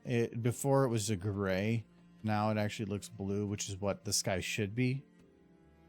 Hello Tigers. So random question, have you played around with SFM2 yet? Yes, it's been a couple of years, so I don't know if there's been updates to it yet. SFM2 has some significant upgrades that I really like, especially the upgraded lights are great. And the fact that you have no RAM limit is great. But last time I played with it, its library was smaller. The porting of SFM models over worked, but it couldn't take facial animation stuff with it, which was kind of a deal breaker too. And without redoing, which I'm definitely not going to do. And also no material overrides. And I don't know how familiar you are with that. Material overrides, a material in the source engine has properties that are attached to it, like a text file with a bunch of like saying like certain color aspects or just how that texture should interact with lighting in its environment. And there are times where certain situations you're going to want to have a property of that changed, and a material override allowed you to, within that shot, specifically that one shot, it allow you to add a property like I have on here. I could go into, oh, it's behind Derpy there, but like on here, I replaced her body texture and I did a material override of the base texture with a dirty version so that she was covered in dirt. But by doing that, it didn't modify the original file. If I still go open up a different file, she'll still be normal without the dirty texture. That's also very important to me. I do a lot of material overrides, meaning I don't want to have to constantly remember what I have modified in files by like commenting things out. That's really stupid. So there's a couple things like that that are missing before I would switch over to it. If I can import models easily, that I don't mind taking the time to import a bunch of stuff, but it's just I need to be able to do that. And I need to be able to do my material overrides. If those two were there, I'd probably switch over. The big one of not having too much RAM, where RAM was a problem, is not actually a problem anymore. Somebody found a way to make the source engine kind of force use what is Vulkan, a Vulkan layer, and its memory management is so much nicer. Like I have never went above 1.8 megabytes of RAM now. It's actually crazy. So that was probably the top of my list for the biggest negative for it, and I got rid of that. So now it's not too bad. I haven't had a single crash because of RAM related issues in months. Having too large of libraries, which is also a 32-bit stuff, that is still a crash I get, but that one I know how to deal with. Yeah, you didn't know about that? I didn't even know about, like, I messaged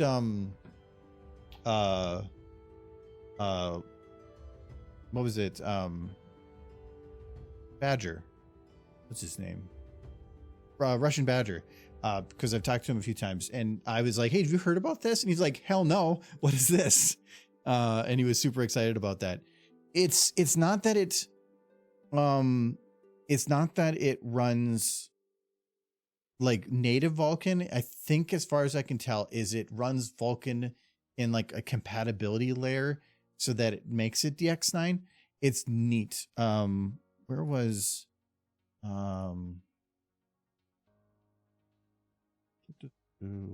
that in stream chat? Oh, they posted it, or no, maybe it was in SFM chat. SFM help. I don't know. It was oh, here it is. Yeah, DKVK or DXVK, and it's super easy to install. All it was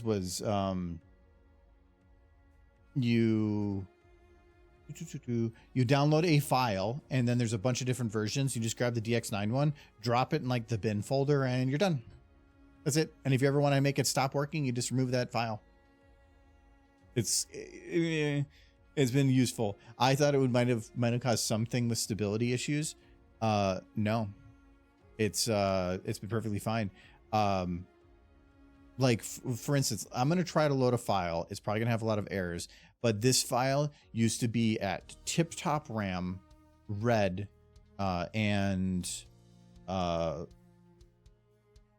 I couldn't add anything more to it. I want to see what it looks like. A friend of mine got an SFM very recently and quite fun.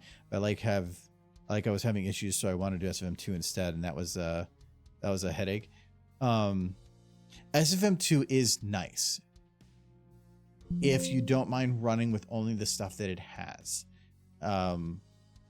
Because the problem with SFM2 is its library is just so much smaller. You can't go to a workshop and download stuff. Let's see. What was that called? Heroes May Rise, I think it was. Yeah, Heroes May Rise. There's gonna be a lot of errors because things change over time. But this was a very detailed 360 shot.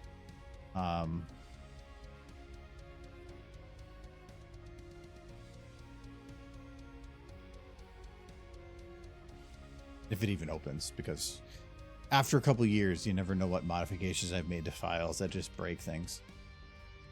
Yeah, this is at 1.4. And when we talk about detail, this has a lot of stuff in it. This is not a map. This is literally just a scene build. And I'm only sitting at 1.4 megabytes, 1.4 gigabytes anyway. All of these are individual models of like the ground and everything that was loaded in. So,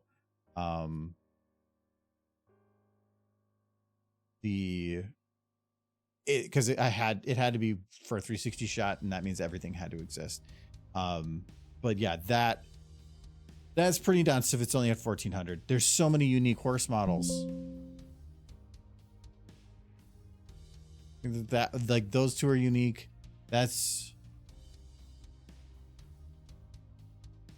Yeah, they're both unique. That one's unique. Unique. The Pinky's in the Distance unique. That one's unique. Yeah, almost every one of these is unique in some way. So, yeah, it's quite the cool little add-on. And actually my favorite part right now has been that I just don't have to leave. I don't have to close the program between opening different files, because that would always just crash because of RAM issues. Now I can actually just open another file and don't have to worry. Yes, porting a Pwn in SFM2, and I actually made something cursed. Pwn with Half-Life Geomatics. Yeah, because it'll port the model, but all the facial animation stuff. I mean, again, last time I tried this was like 2 or 3 years ago. But when you went to port it, like I think I ported a Rathalos model in, and the Rathalos came in fine, but I couldn't move anything on the face. And unless you want to have like horse dead staring into the distance with non-moving lips, that's just what it's gonna be.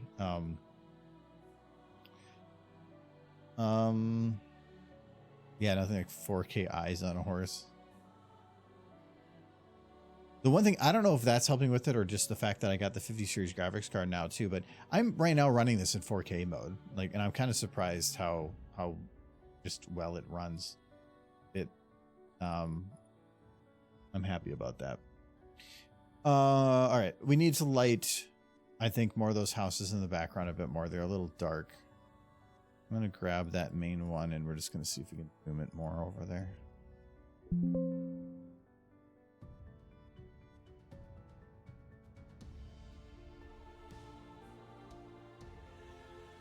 Okay, I lost it.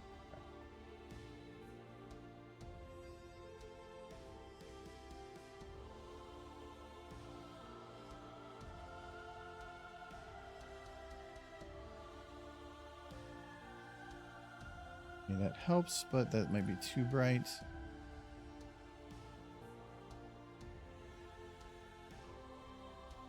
I'm thinking this house, its issue is the angle.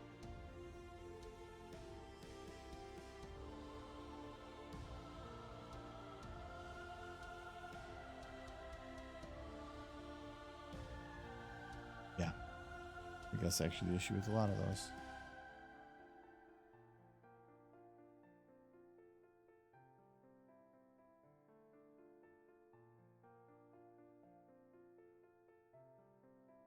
That'll work.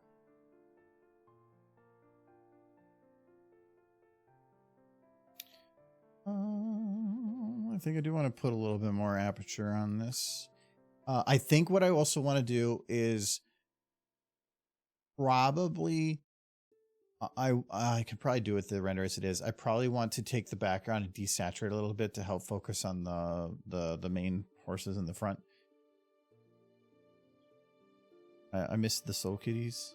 You did. You got to see the recording of them. But we're constantly like, where's Soul Kitty? This is literal Soul Kitties. Where is Soul Kitty? Your namesake was there. You got to see, though I would say from like a detail oriented, like I thought the boss that was a cat was much better.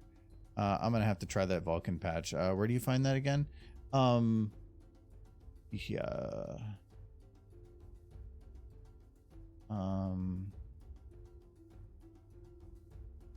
They put just a link to this article. This is forwarded, but driver support. These are the download links.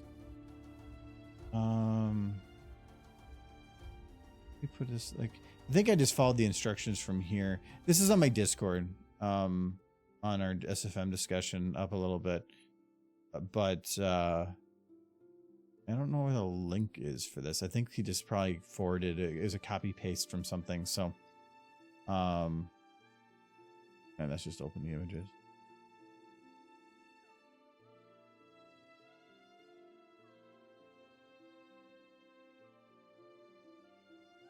Actually, this is called DXVK. Vulkan-based implementation of blah blah. I think this is it because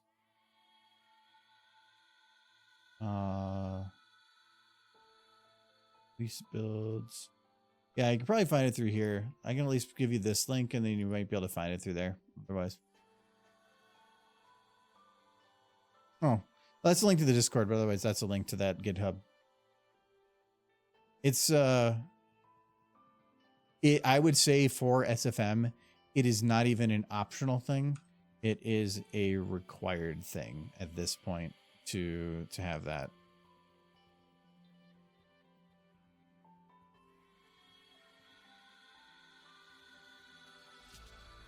There needs to be a little bit of a underlight for her here.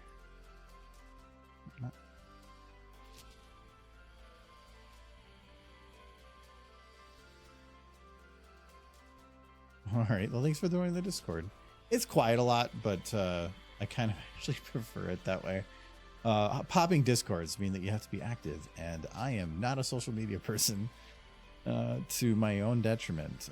Running a YouTube channel and a Twitch where I don't really use social media feels great for me, but I just don't really like social media. I want to get this color right first. That's way too yellow.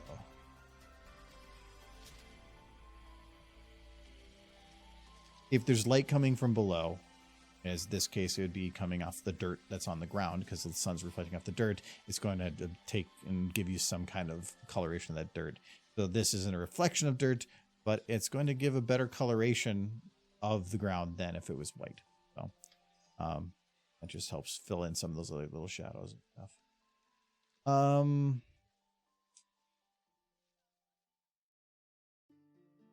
I could probably add a little bit of a sharper rim on her sun's side and then maybe some light rays in the background, but then that's about it, I think. Then just doing post work, I have an hour to do. This one I'm going to make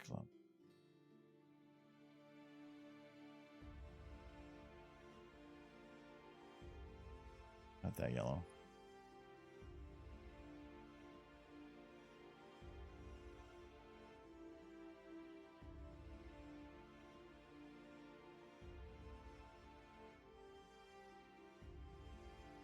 .0 supports 8K shadow maps. Well, 2.5.3 doesn't. Yeah, I don't think I'm using or what version I'm using. I don't think I can do the 8K shadow maps, but I've only had like 1 or 2 instances where I needed to use a higher shadow map, and that was when I did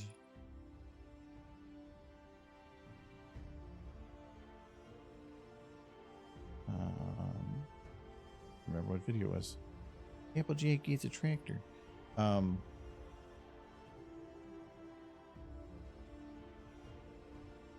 Thank you, VLC. Being prompt. Well, big. Somewhere around here.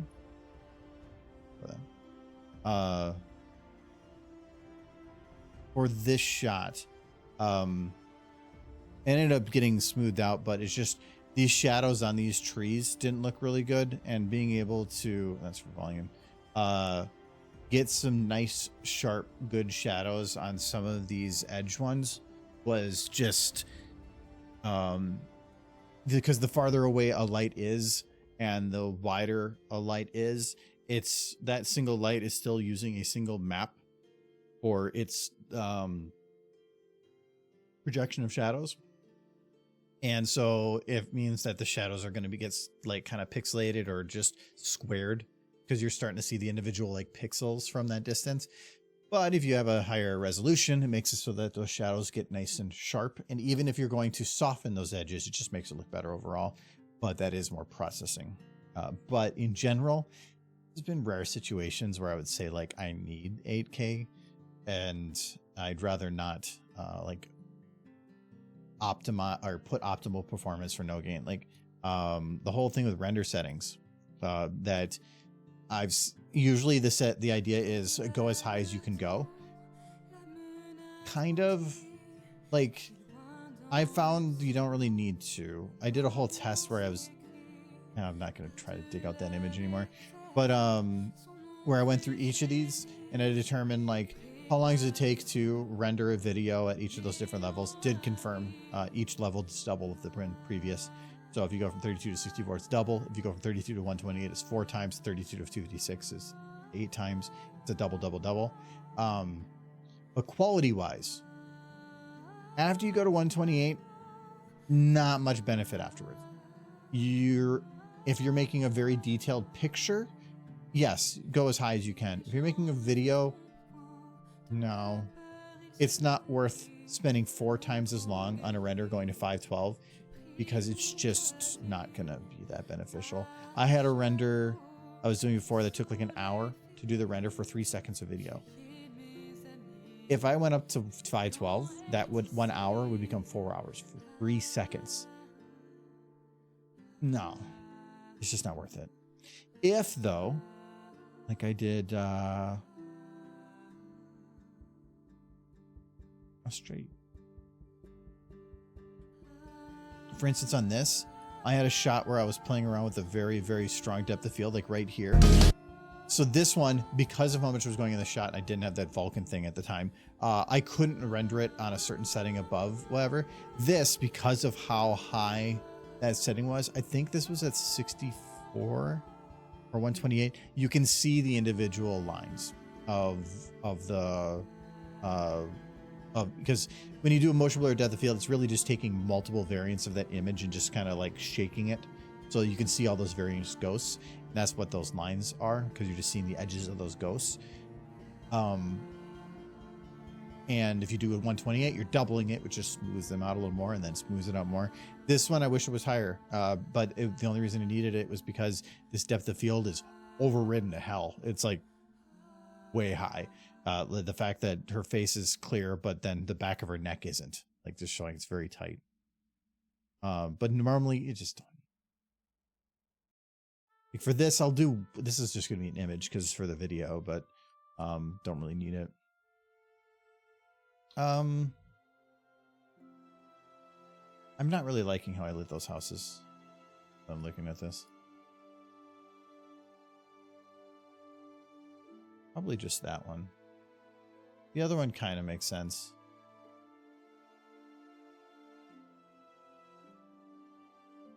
Yeah, I'll do that.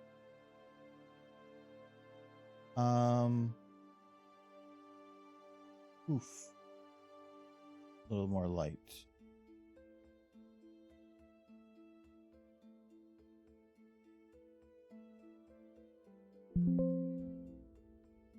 appreciate the help, and maybe you see something I made. I do not browse YouTube that much. I look at YouTube. I have like a couple YouTubers I follow, and that's about it. I don't browse that much. I'm very bad at this whole like internet YouTube thing. I've just been doing it long enough that I don't know how to stop.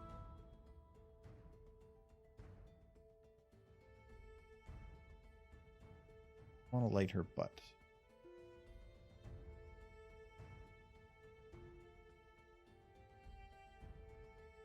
The one thing I kind of feel bad about is I don't remember the last time that I went and looked at comments on YouTube. I think I'm behind by about 6 to 7 months. That looks a little better.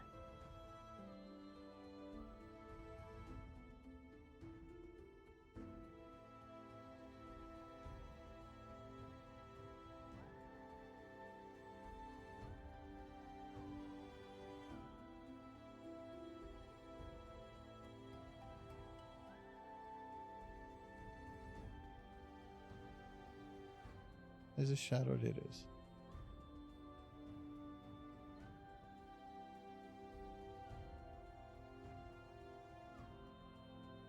A very minor thing, but I'm lighting the bottom of her leg. There. I'm really bad about using this for movement and this for preview, and probably could be better off doing it the other way around.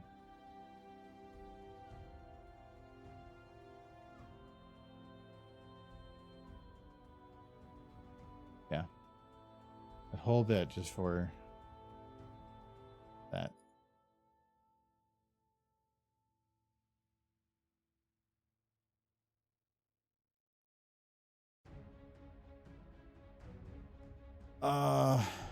Sunny's eye is clipping a little bit.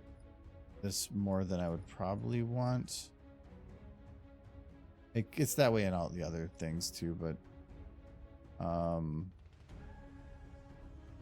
Sunny body, and her head's hidden in here.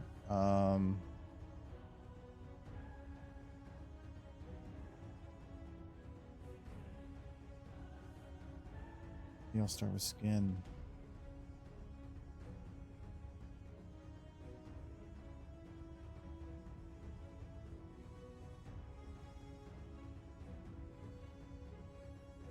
There.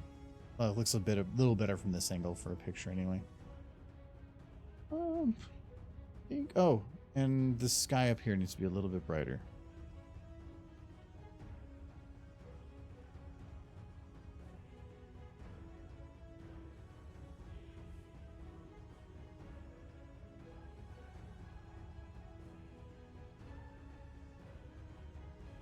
Between work, video games, and wrangling Michael, Argo does have a lot of extracurricular time. No, I have actually quite a bit for adult. It's just I value my free time. Why are so dark? Can't I light you?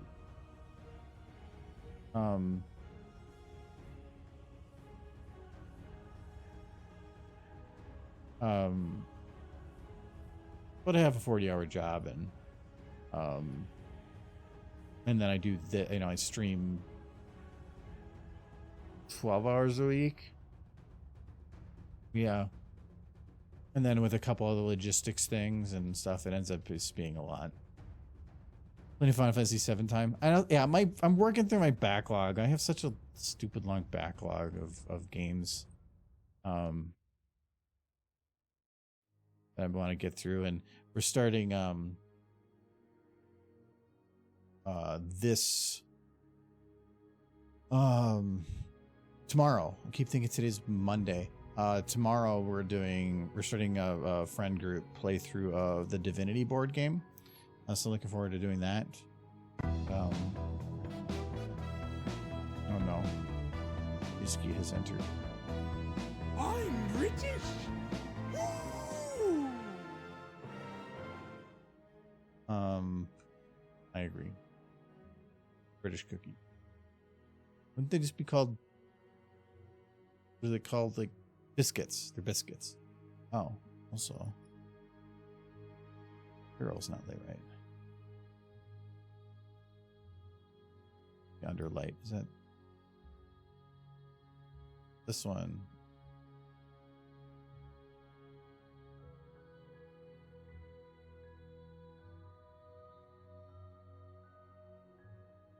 Find it? Nope.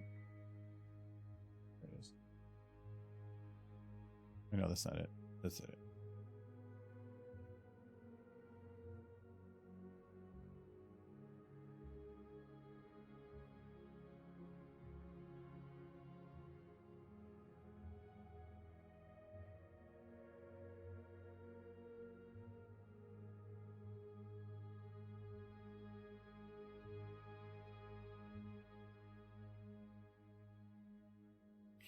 Because with the angle that that sun is coming in, this should definitely be closer to that.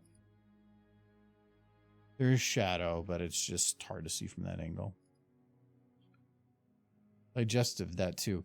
I thought that was a joke because there's a digestive you can get in SFM. It's a model, I think, from Half-Life or something. They're called digestives, and I was like, what the hell is this? This is a funny, weird joke. No, it's not a joke. It's a real thing, and I think that's weird.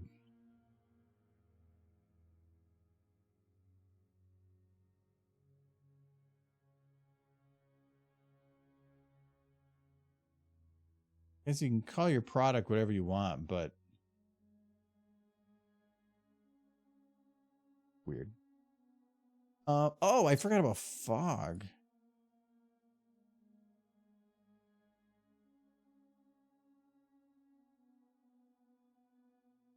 Will darken things a little bit, but don't really mind.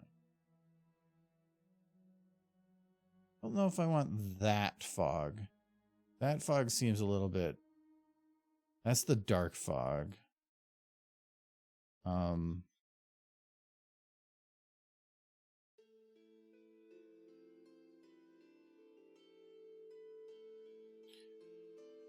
So this fog is not a volumetric light because volumetric lights do not behave when you try to really do anything with them. So these are actual models of lots of models that are very thin and stretched over to like this, and it creates a much finer effect. And depending on how you have it set up, generally also means you can put yeah, that one I want to keep.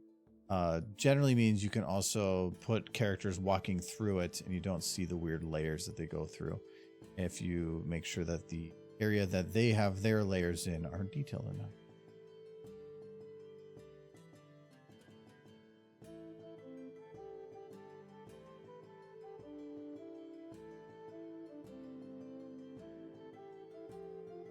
Barrel.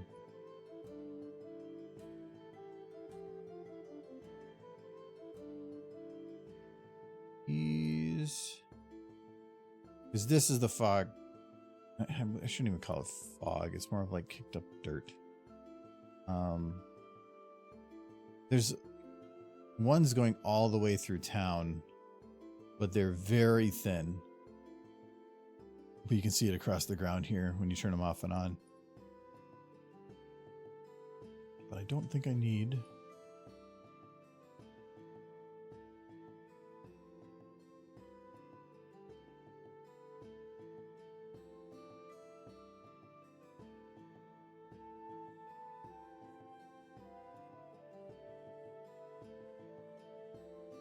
I like that one though. That's a really good dirt. Kind of goes up inside, does a nice job obscuring things, and also creates like an artificial, like almost Gaussian blur or something to help focus on everybody else.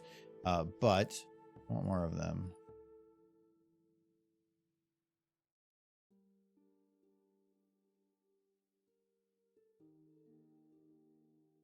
I like Dune in this town.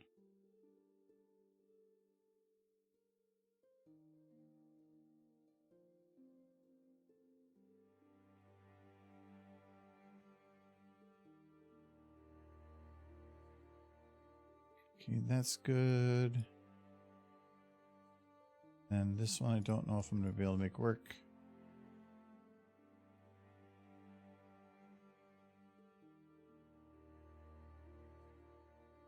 Something to fill little gaps kind of behind Trixie. Yeah, that really helps her pop. I like it.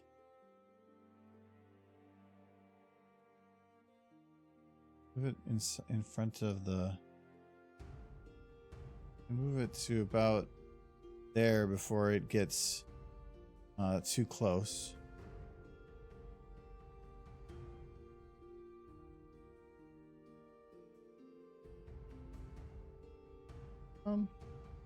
Houses get a little darker back there, but that's kind of just the part of like fog. I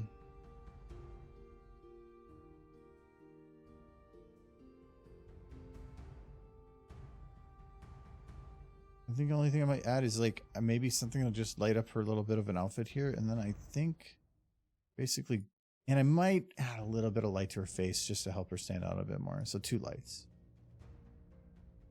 Well, post work should be pretty quick by comparison.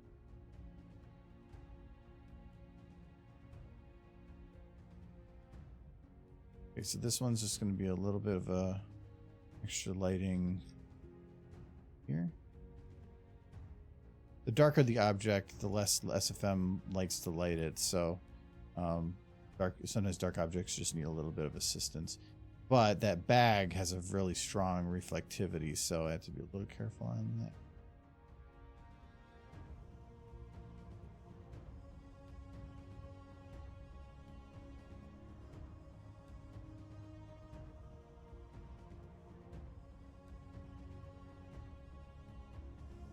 I like the light. I don't like the bag. I just got rid of the bags.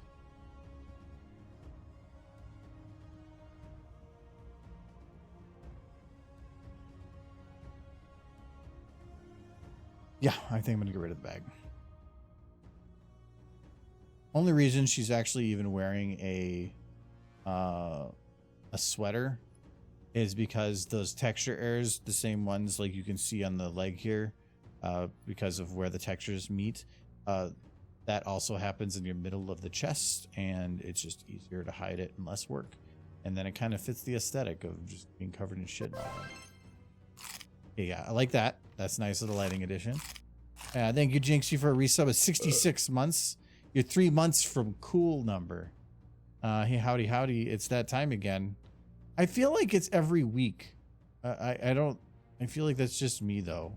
Like I'm gonna be like 90 next week. I don't know why. Why is time so fast?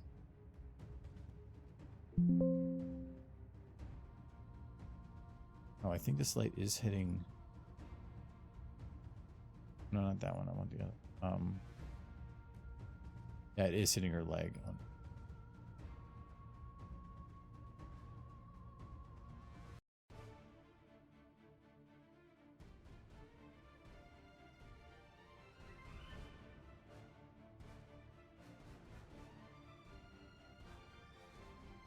Still hitting the leg.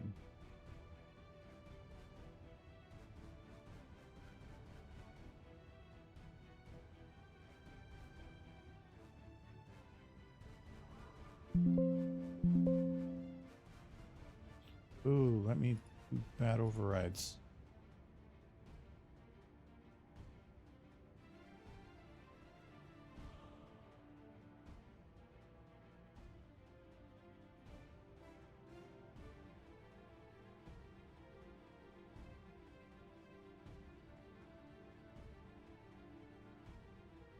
There we go. It does feel like every time I'm here, it's a new month. Maybe that's it. Let me do it, Jinxie.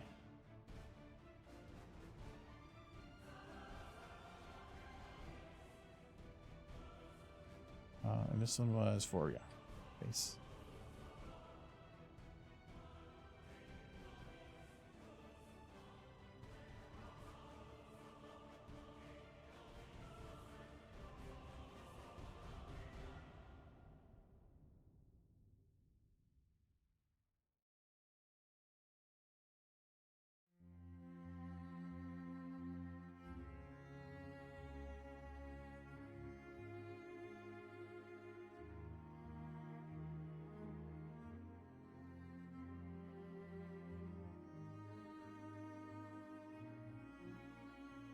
And that was all I needed.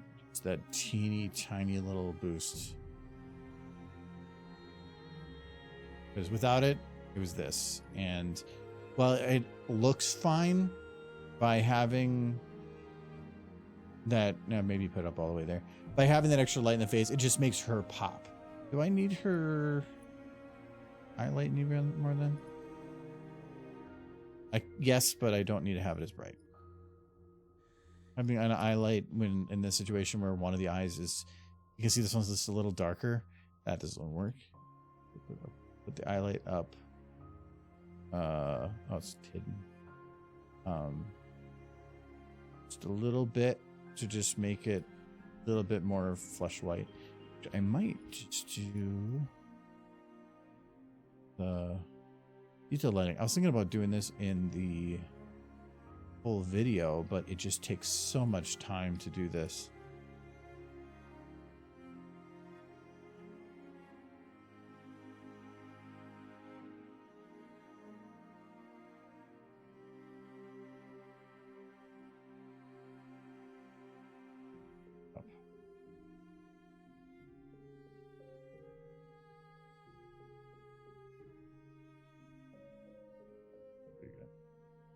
By changing the angle, you can change the shape of the light, so I'm just trying to find the one that fits.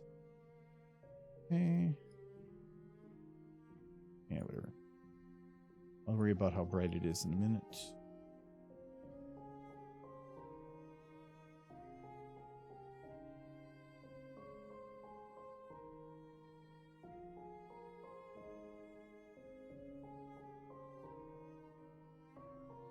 Is it low?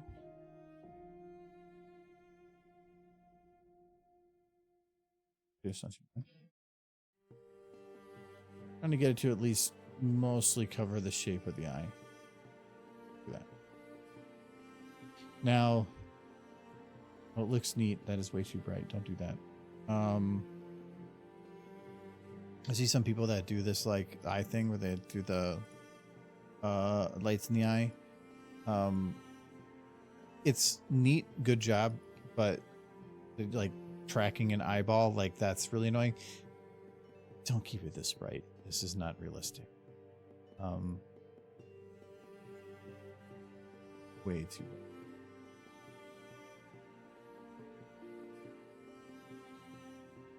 I searched every message on Discord, but I never saw you sharing the big derpy close to the screen GIF you made last summer.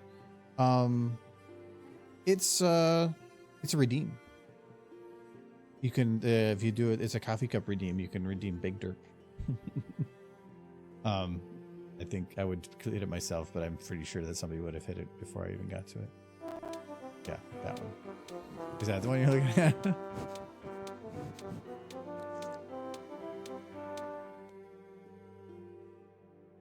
I gotta fix that file. It's way too big though. That's why I kind of did that like kind of glitchy sound at the beginning. I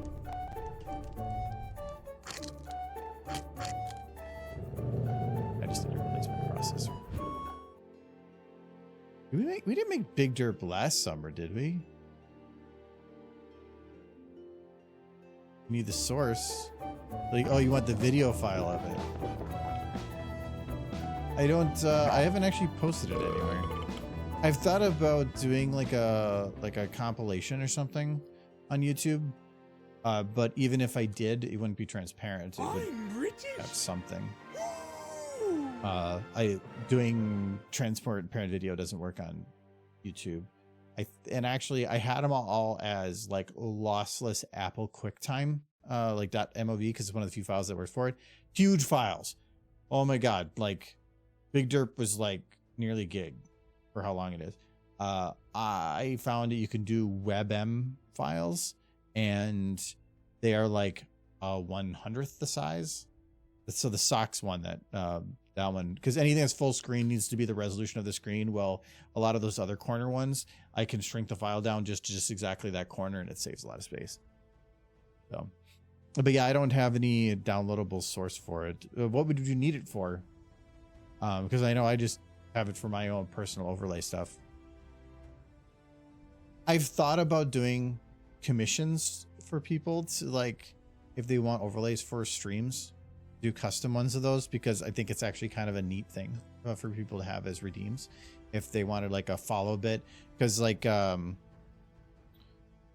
instance, for if he follows, does that, and that's just a fun little little horse in the corner, and you could replace it with any horse and it'd be really easy. So it'd be like a super cheap commission. I want to post in Discord chats because it's freaking funny. Oh, like just like an emoji. It wouldn't be an emoji. Oh my, like that would be way too big for an emoji. It's too long. If it was a WebM, I think you could post WebMs on there. I'll have to check on that. Yeah, I don't know how big of a GIF that would be. If it was like, yeah, WebM is what I need to convert it to. Because I think I just saw it before. Yeah, it's right here. Like this was the .mov file of socks, 2.4 gigs, and at WebM it was 72 megabytes. Big difference, and it's essentially non-distinguishable as the difference in quality. So yeah, but it's because the MOV for alpha required it being lossless, which means every frame was saved without any compression. Yeah, it sucks. But those files, when they had tried to play two at once, would actually like freeze the computer. So I had to shrink it down because my stream computer is running a 10400. It is a pretty weak processor, but if I wanted to upgrade it, the best I could do is up to an 11 series, which isn't really worth it at this point, which means if I need to upgrade it to anything that's more modern, I'd have to replace the motherboard and RAM, which I really don't want to do. So I'm waiting to upgrade my PC with the 9800 X3D. I have a 5800 X3D so that I can just give it my motherboard, RAM, and processor from my current computer. That 5800 X3D would be a decent boost from a 10400. Also consider posting it on Derpy Brew, although I haven't seen you posting there. I don't really, if we actually just had a conversation about this, I don't really do social media stuff anymore. I just I stream, and then when I finish something, I put it on YouTube, and that's all I kind of really do nowadays. Everything else is too much work. If I made those WebMs, because you can put WebMs on there, right? Yeah, you can.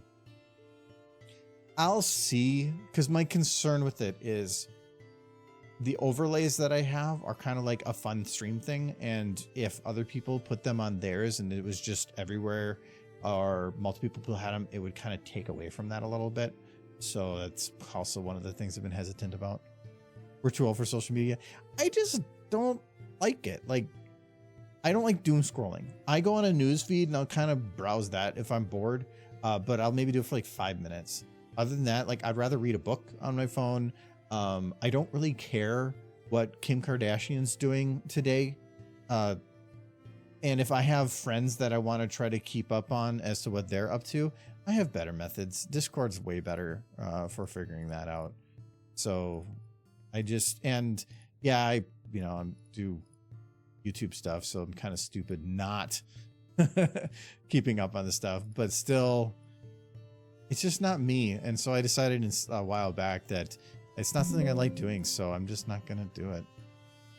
And it's been detrimental. It would help a lot if I actually did actually go and do social media, but if you post it on your Discord, people can just repost it. Yeah, but that's why I haven't posted it on Discord either. None of them are there. Oh, and if you're talking about like for other people to post it for me, that can also be a little bit iffy. I've had it depends.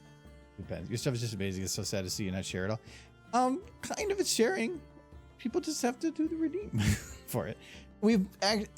To me, most of what I like about doing the animation stuff isn't finalizing stuff.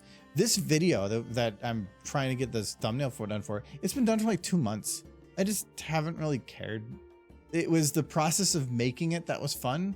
And then once it was done, I just was like, okay, I didn't even really care if I posted it anywhere. So, yeah, I'm weird. But it's just, I take it that I've just been doing this for so long that I've just found the parts of it that I enjoy, and I just got rid of all the rest. But also it kind of like, what was it, last year, towards the end of last year, was it last year? No, not end of last year, the year before that.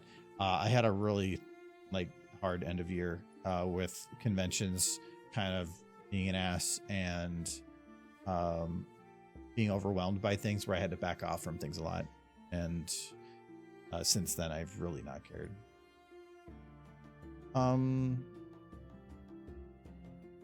She looks a little extra manic.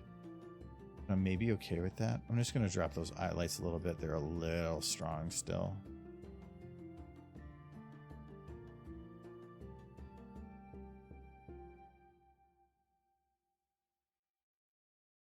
Yeah. Okay.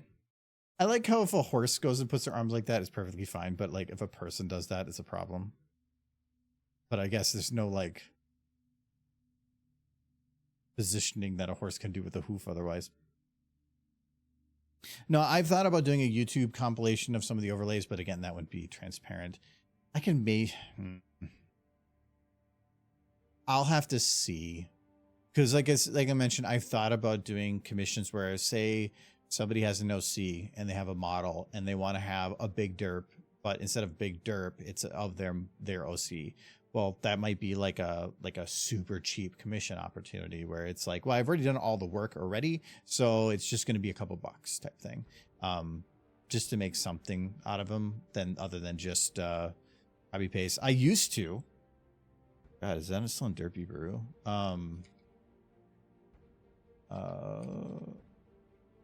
I used to actually give away all my stuff for free.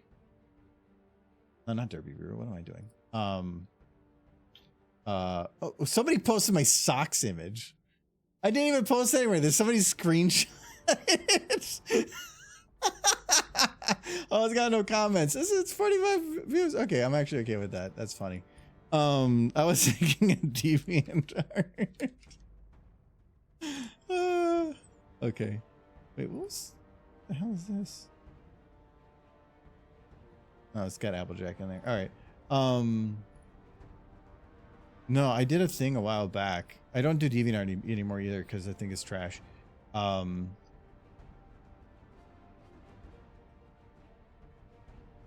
Yeah, there's a download pack that I gave. You can download all the animations. This is up to 2017, but all the packs of exactly all the movements of all the videos that I've done up to that point, and gave you a release to use it without credit. Because I made the video, I was done with it. I don't really care anymore. And so I used to be a little bit more open than others when it came to free and whatever. I need to get this picture done though.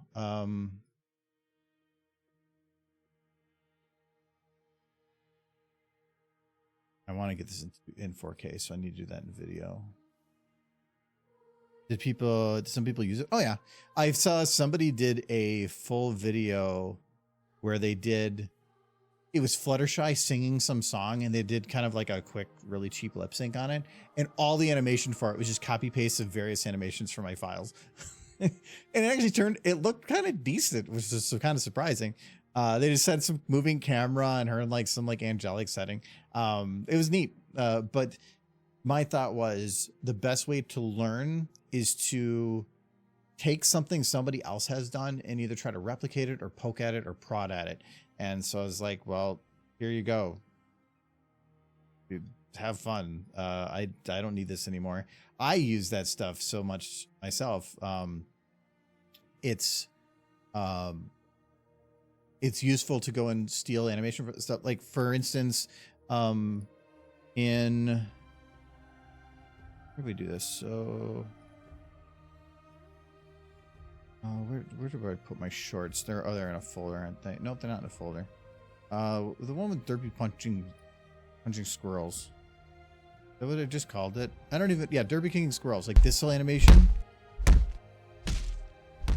love kicking that I put out as a short last year. That was from this video. It's from the beginning here, where, yeah, she's just punching.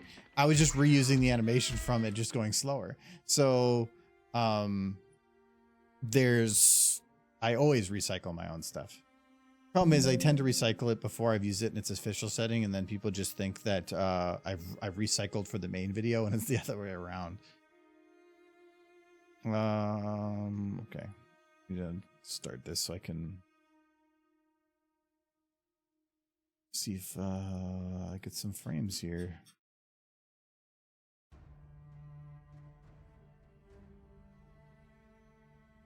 I'm gonna wait at least for like 3. Yeah, that really helps. I haven't done it in a while because it got a little bit more difficult with some videos, because before it used to be like one video file and I would just merge all the videos in that one file and be done. Then it got a little bit more complicated because I just saw Monster Train 2's coming out May 21st. That got me excited. When I start having, like, say Astreo was done over 4 video files because it was just too big for one.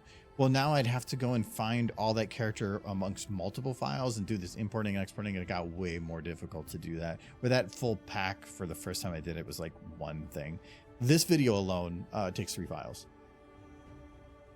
With the new RAM fix, I could probably done it in one now, but it's too late.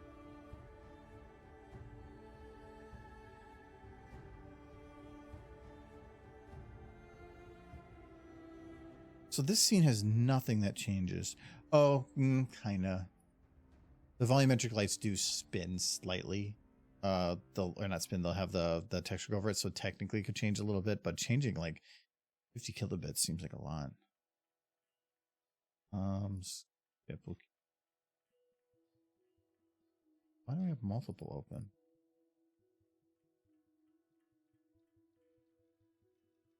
I don't have any of you open. Whatever.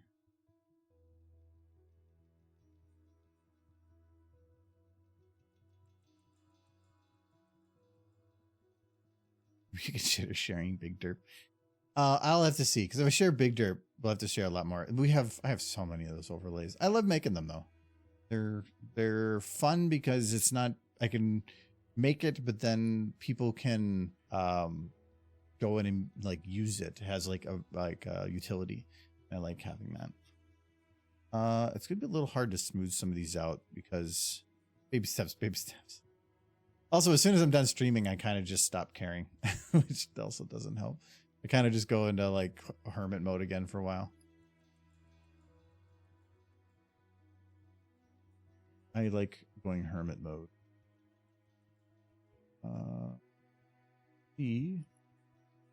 There it is.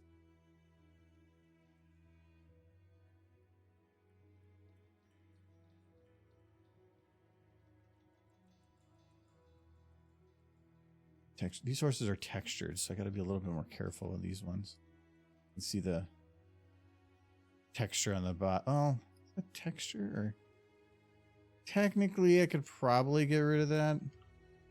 I think that it's a little bit of a, yeah, there's a little bit of a texture on it. But if I go, actually it looks a little better if you do it that way. Yeah.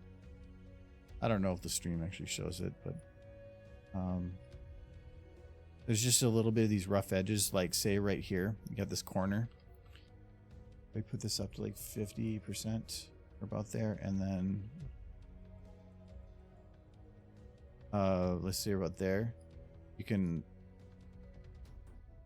not a perfect rounding of the corner, but at least it doesn't make it a sharp corner anymore, and that's just better looking.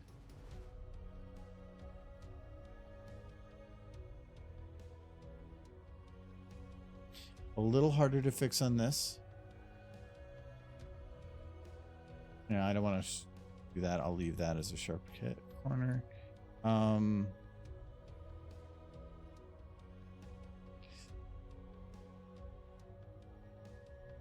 think I can fix all of these.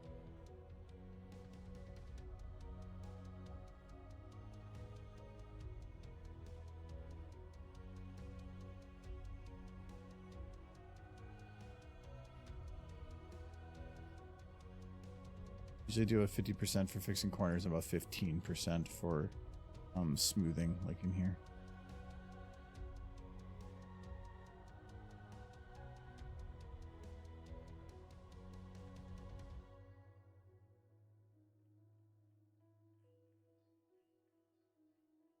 My mom always said I could win gold in the Olympics for hermiting by just staying home and reading on my computer.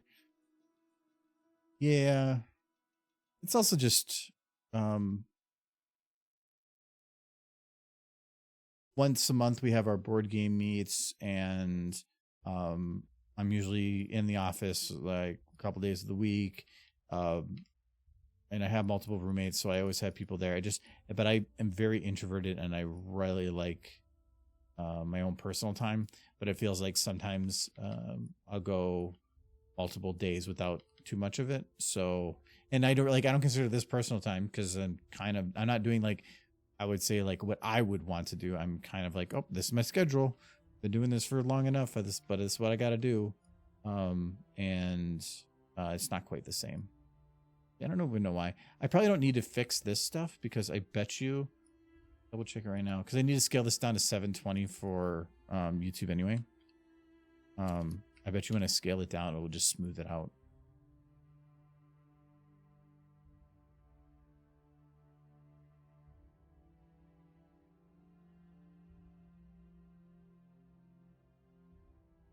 Yeah, for the most part.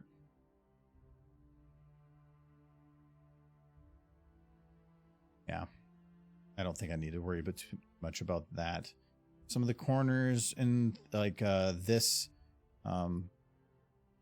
you get a little bit of like the lighting edging. You can see like right here, a line of the light. I want to smooth that out. I gotta be careful because of all the dirt. Same thing on the nose here. Like right here, this makes it look like there's a weird edge. You don't want that. It should be round.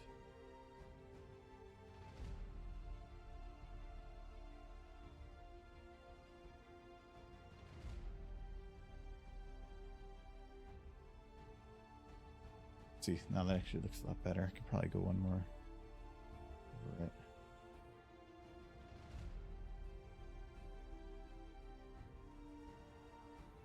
Oh, Nolan.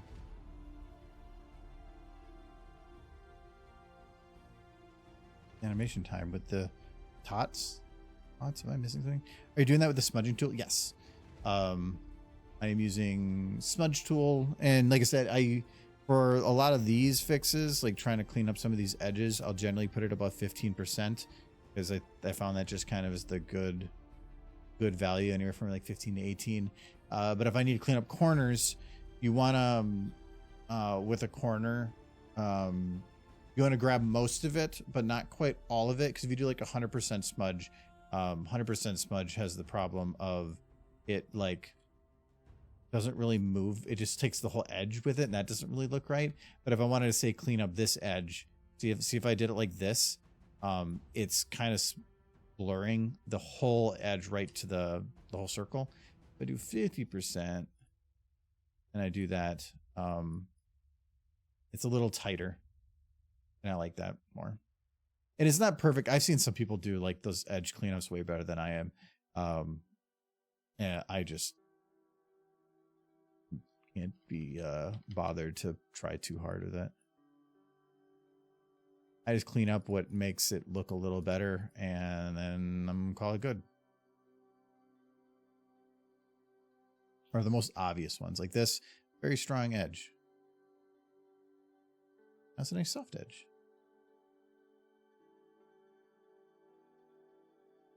Doesn't work in video. I actually tried to see, like, could you do it in video if you had a ton of time and you literally went frame by frame?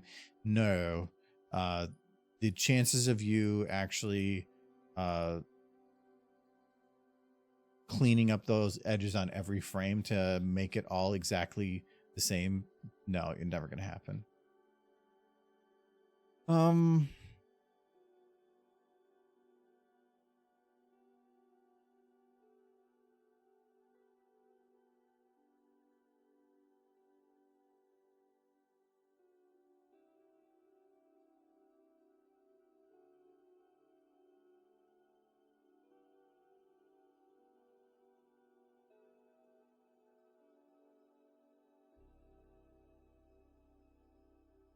Or it looks a little weird.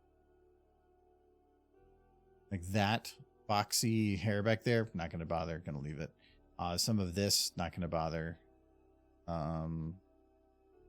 It's a little hard to see, but you can see the vertex lines. You can see it there, and there, and there.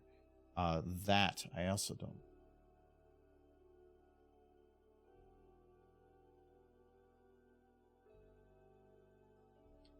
So I'm probably going to lose a little of texture here, but it's probably not going to be noticeable anyway. This is just from the light at the exact angle it was, just made it so that you could kind of see a lower poly version. Not going to worry about the face there. That looks fine. Why that is such a sharp light there.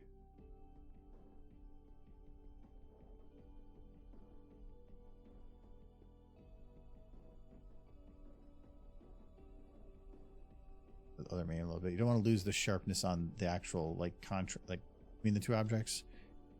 To that part, I should whole thing. Make sure it's even.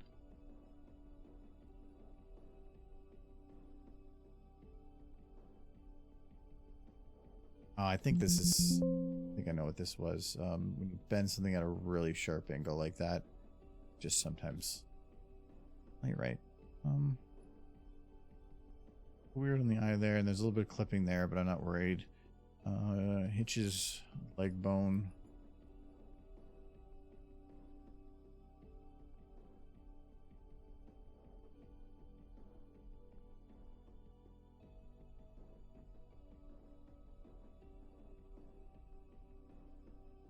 Fine.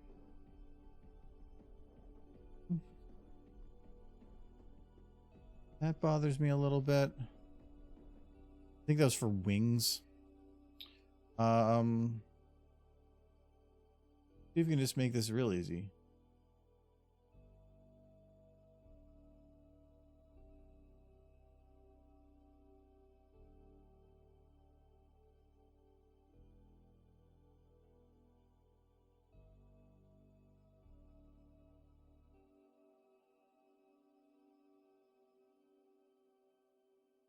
Yeah. Healing brush to the rescue. That's a little bit of a harsh line, but there's not much I'm going to be able to do about that. This line.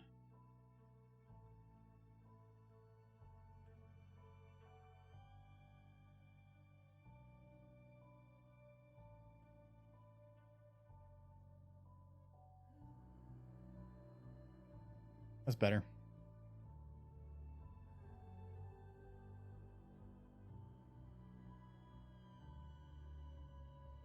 Okay, I think that should be good on just general corrections. Now Photoshop is magic. A little bit of Gaussian blur. Well, I wouldn't want to use the filter. I might. Let's see. First, I want to try to separate them from the background. I need to reset up all my tools here. I reinstalled Windows and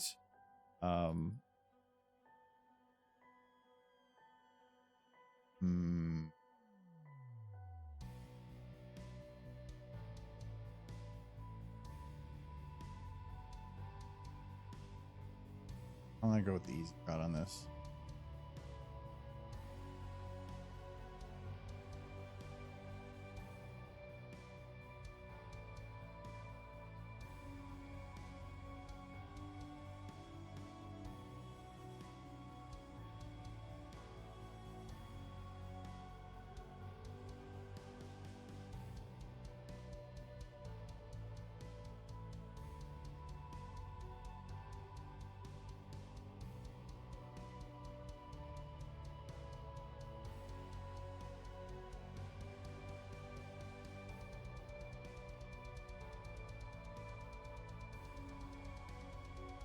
Bring everything. Putting off anything. Nope. Okay.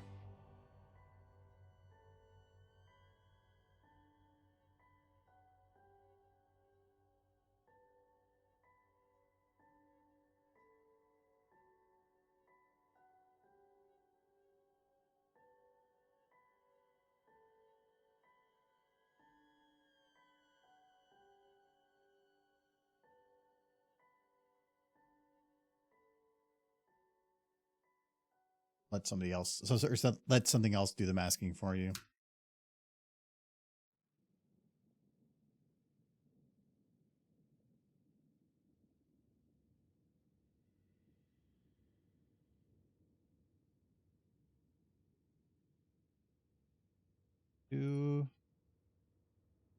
I didn't turn bloom off.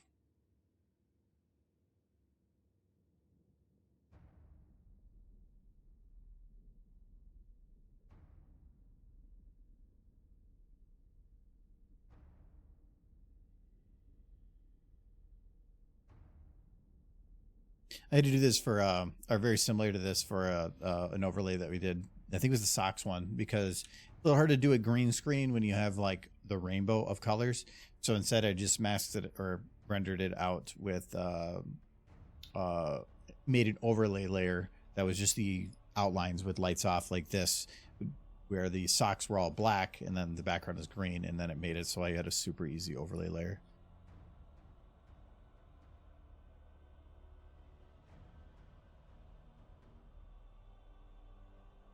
Okay, now that should be easier. Bloom causes a little bit of a glow on the outside, and that glow is different than the green you're selecting, so it doesn't mask it quite right. There's still a little bit of fuzziness on the edge here, but that is fine because there's edge correction on some of this stuff. And I don't need it for like masking in a different background, like a green screen. I'm doing it for changing coloring in the background. I don't care if the edges are a little bit off. So this, nope, invert, intersect, invert.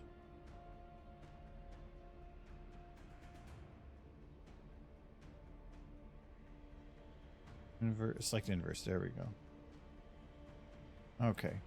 Now this layer is on top. So it means that if I want to, I could do like a drop shadow or more likely an outer glow.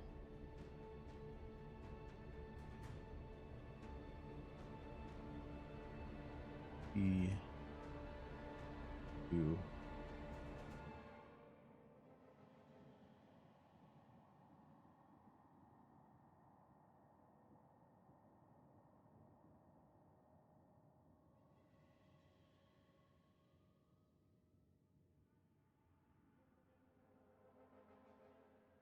This we can technically Gaussian blur it, but I really don't think I need to do that.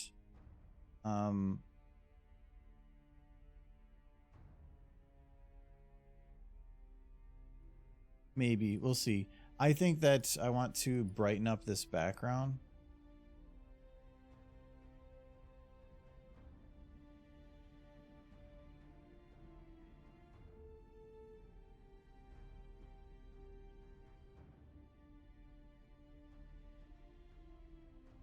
Maybe like that.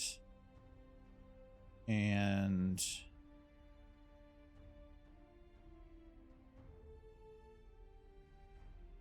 only reason I would blur it is if I felt like the characters didn't stand out enough, but I think that they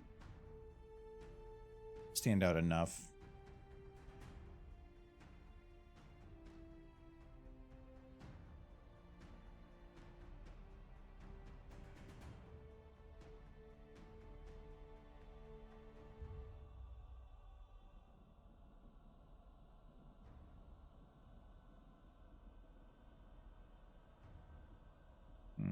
Those 60s are way too high. I think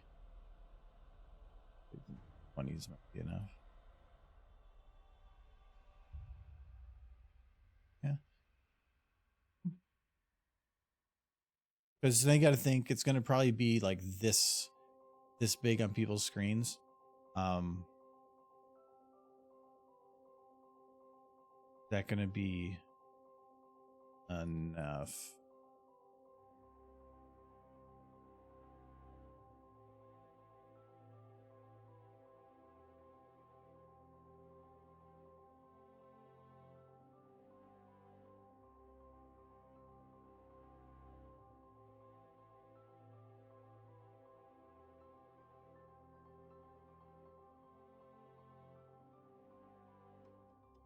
Weird having the shadow on that side. I wonder if I should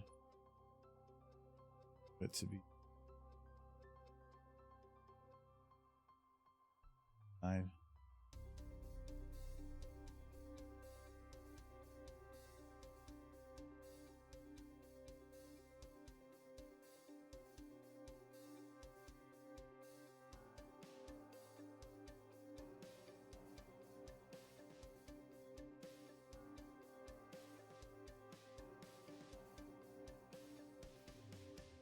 It's a little complicated, but it'd probably work. On YouTube, video thumbnails are 480 by 270 for me. It depends. I think the requested size is 720, and it really doesn't matter if you go any bigger than that. Phones, generally, yeah, if you're looking at a thumbnail, that's going to be like however your resolution is across, which is probably not going to be much different than 720 or smaller than 720. But it's not as much for phone, it's for TVs. If you open up the YouTube app on your TV, the thumbnail is going to be on a 4K TV, probably around a 720 resolution. So it doesn't, I think you might, I don't know if you can do 1080 now. Yeah, I've been doing the YouTube thing long enough that I don't remember when standards changed, because it used to be that there was like thumbnails were whatever YouTube gave you. So what's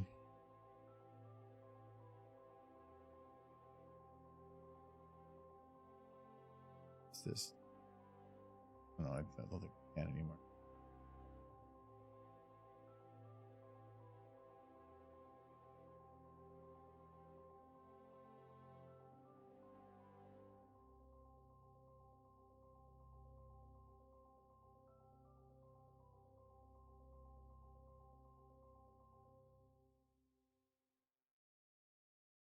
Bring up that contrast a little bit.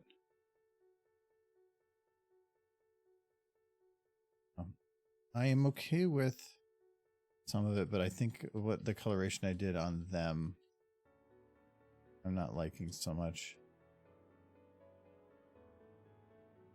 I want to make it less contrast.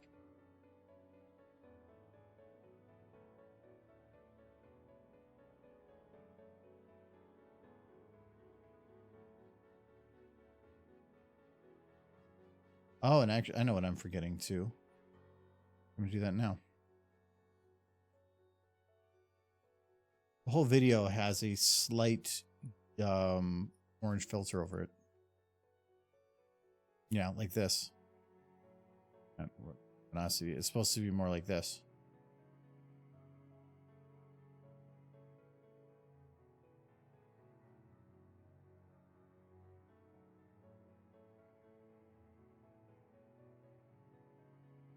Because that darkens things a little bit. I want to make sure I'm all right. I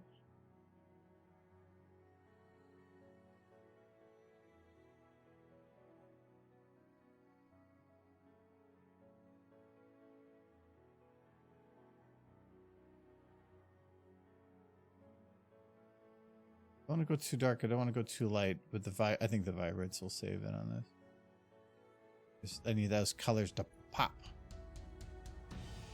But see, even when I put in the vibrance, I feel like that's getting a little too much. I think we'll just do like a...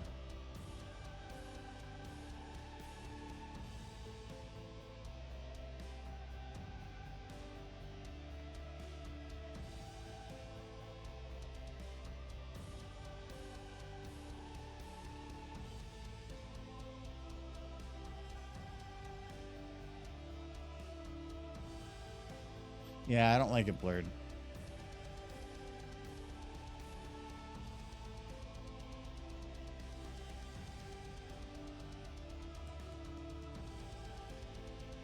Can I add a vignette to a blank object? No, I can't.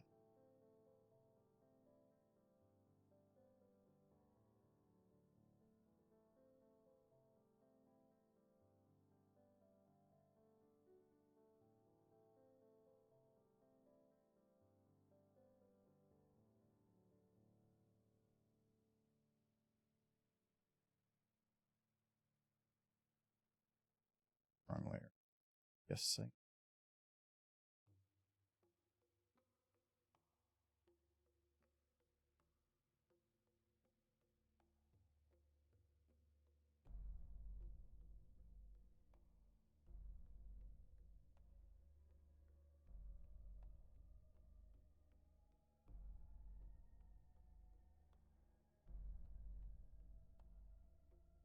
Multiply will do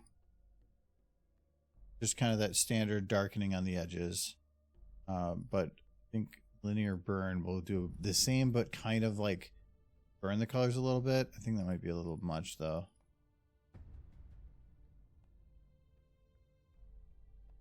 Maybe let's go with that. What do you think posting this? I don't know. Usually I try to release videos on Thursday or Friday because the first 3 to 4 days are the best, and then you take advantage of weekends. But I don't really care. I haven't even uploaded it yet. Like I said, I kind of get to a point of like, I just don't care when things actually get released anymore. Like years ago, it used to be that when I had a video I was working on, like say I go to like 2 or 3 conventions in the year. So usually it was about no, I was doing 4 for a little while, but if I was working on something, I wanted to have it released at a convention. So if I was like 2 months from a convention, I was like close-ish to finishing a video, I would try to burn through it and finish as fast as I could, which was just burnout. It meant that like a couple times a year, I was hauling ass right at the last minute to get something out for a convention. And I stopped doing that after 2018, I think, because it just was too much. And I said, I'm not doing that anymore. So if I get a video done before a convention, great. If I don't, oh well. Like this would be one of those actually good times because like BabsCon's in like 2 weeks and I'm going there.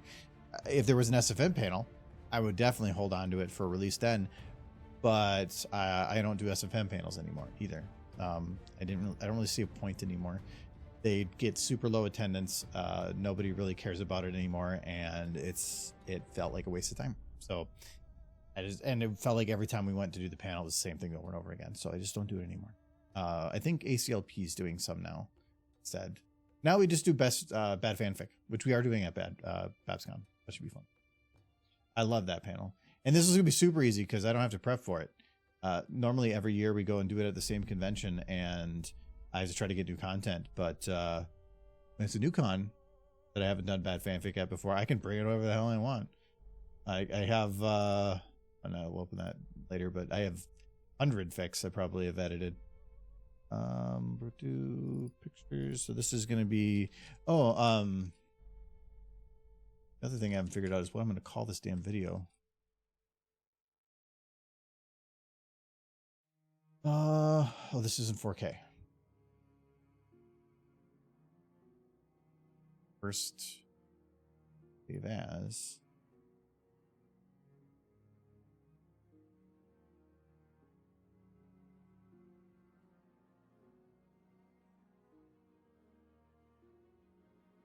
I've been calling it Bring Out Your Dead, but that would kind of work for this, especially with this picture, but I don't like saying that like this is the first thought, so this is the final. I like to think about it. If that was the case, Remembrance would have been called Awaken, and that would have been a very bad name. Remembrance is way better, and that was decided by somebody here, actually. Actually, help, the baby dragon escaped. Where did he go? I was going to eat him for dinner.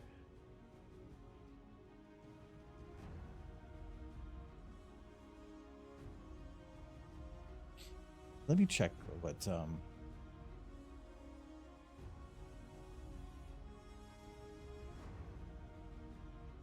like is there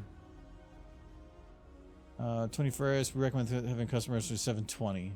Okay, so at least as of a couple of years ago, it was still 720, so we'll stick with 720.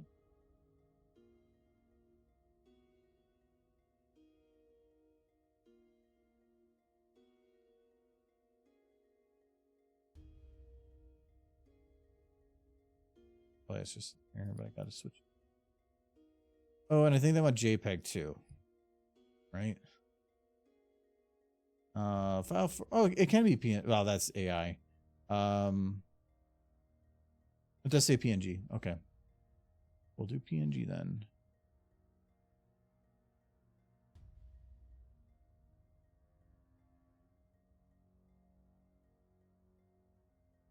Okay. With that thumbnail, Pear Better joins the G5 cast, no longer works. Kind of, but it wouldn't, it would be more like Trixie does, but then that doesn't fit the either. Yeah,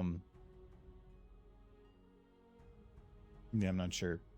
I think I might just call it Bring Out Your Dead, because originally I didn't like the idea that before you click the video that you have an idea of what's going to be coming up. I think some people will, some people won't, but the other ideas, the moment that short starts, anybody that knows Monty Python's Holy Grail is going to know what is going on within the first 2 seconds. So you're not really spoiling too much in that way, because they're already going to know. If I were to show Pear Butter, then that would be providing the extra context, where right now you don't have that, and I'm kind of okay with that. So I might just call it Bring Out Your Dead. Yeah, but we got it done though.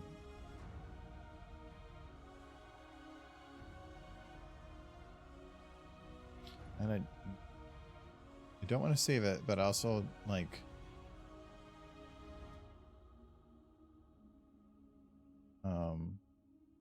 I'm British.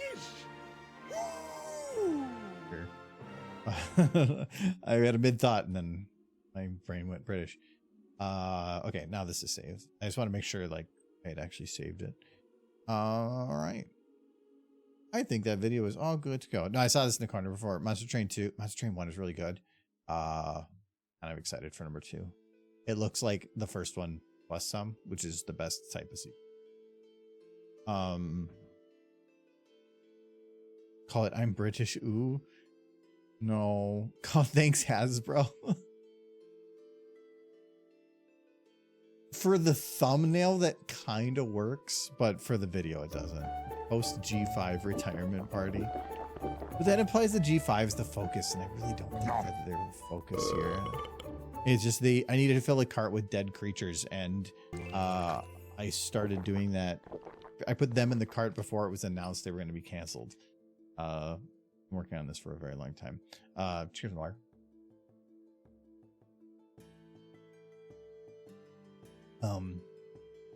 I think I'm just probably going to go with the Bring Out Your Dead unless something else comes up. Supply run. For the taco of meat. I get it. I see. But yeah, we're going to be good for today. Oh, I'm okay. I have a dribble, but I'm not going to go grab another drink. I need to be coherent later. But I can drink.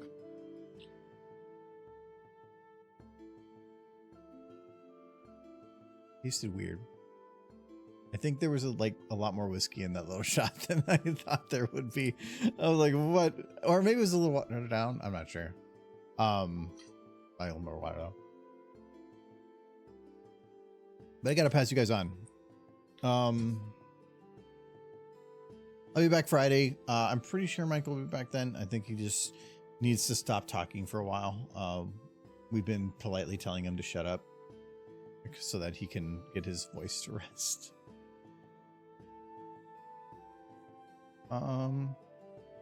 When the Archiverse does Taco Bucket LLC buy out Hasbro and send Trixie to pick up the assets, I have no clue.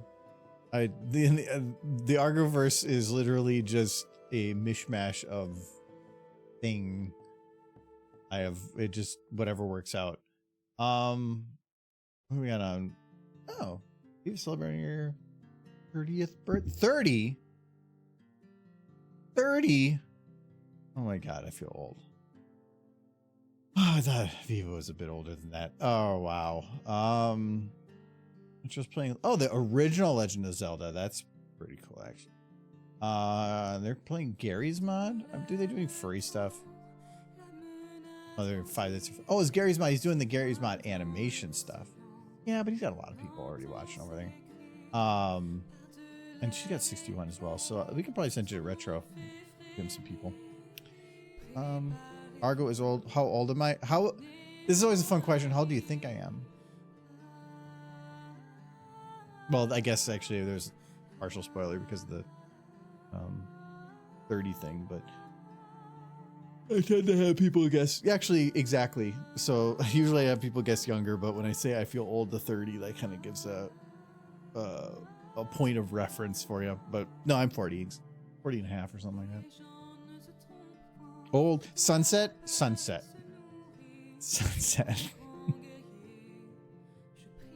You can't say nothing. Damn. Oh, you're like a day over Michael's age. I am 6, 7, 9 months over. So yes, we're gonna send you guys over.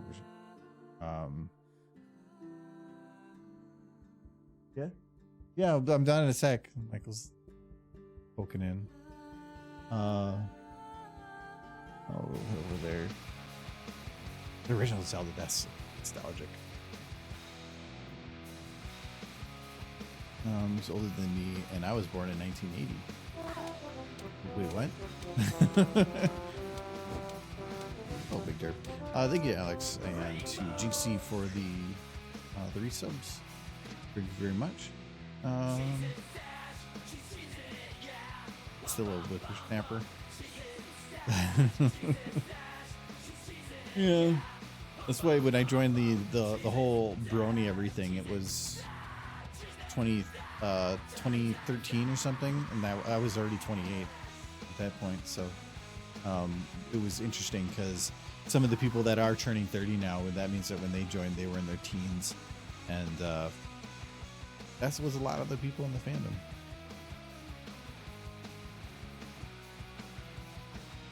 The 2019 all years gained thereafter are not real. I know, it's been like 5 years since 2020. That's pretty crazy. 16 when you joined? Yeah, that's pretty. I'm old now. Oh my god. You're making me turn into Grandpa Arger. But I gotta go. It's gonna force me 10 seconds here. So say hi to Retro, and we'll see you guys later. Bye bye.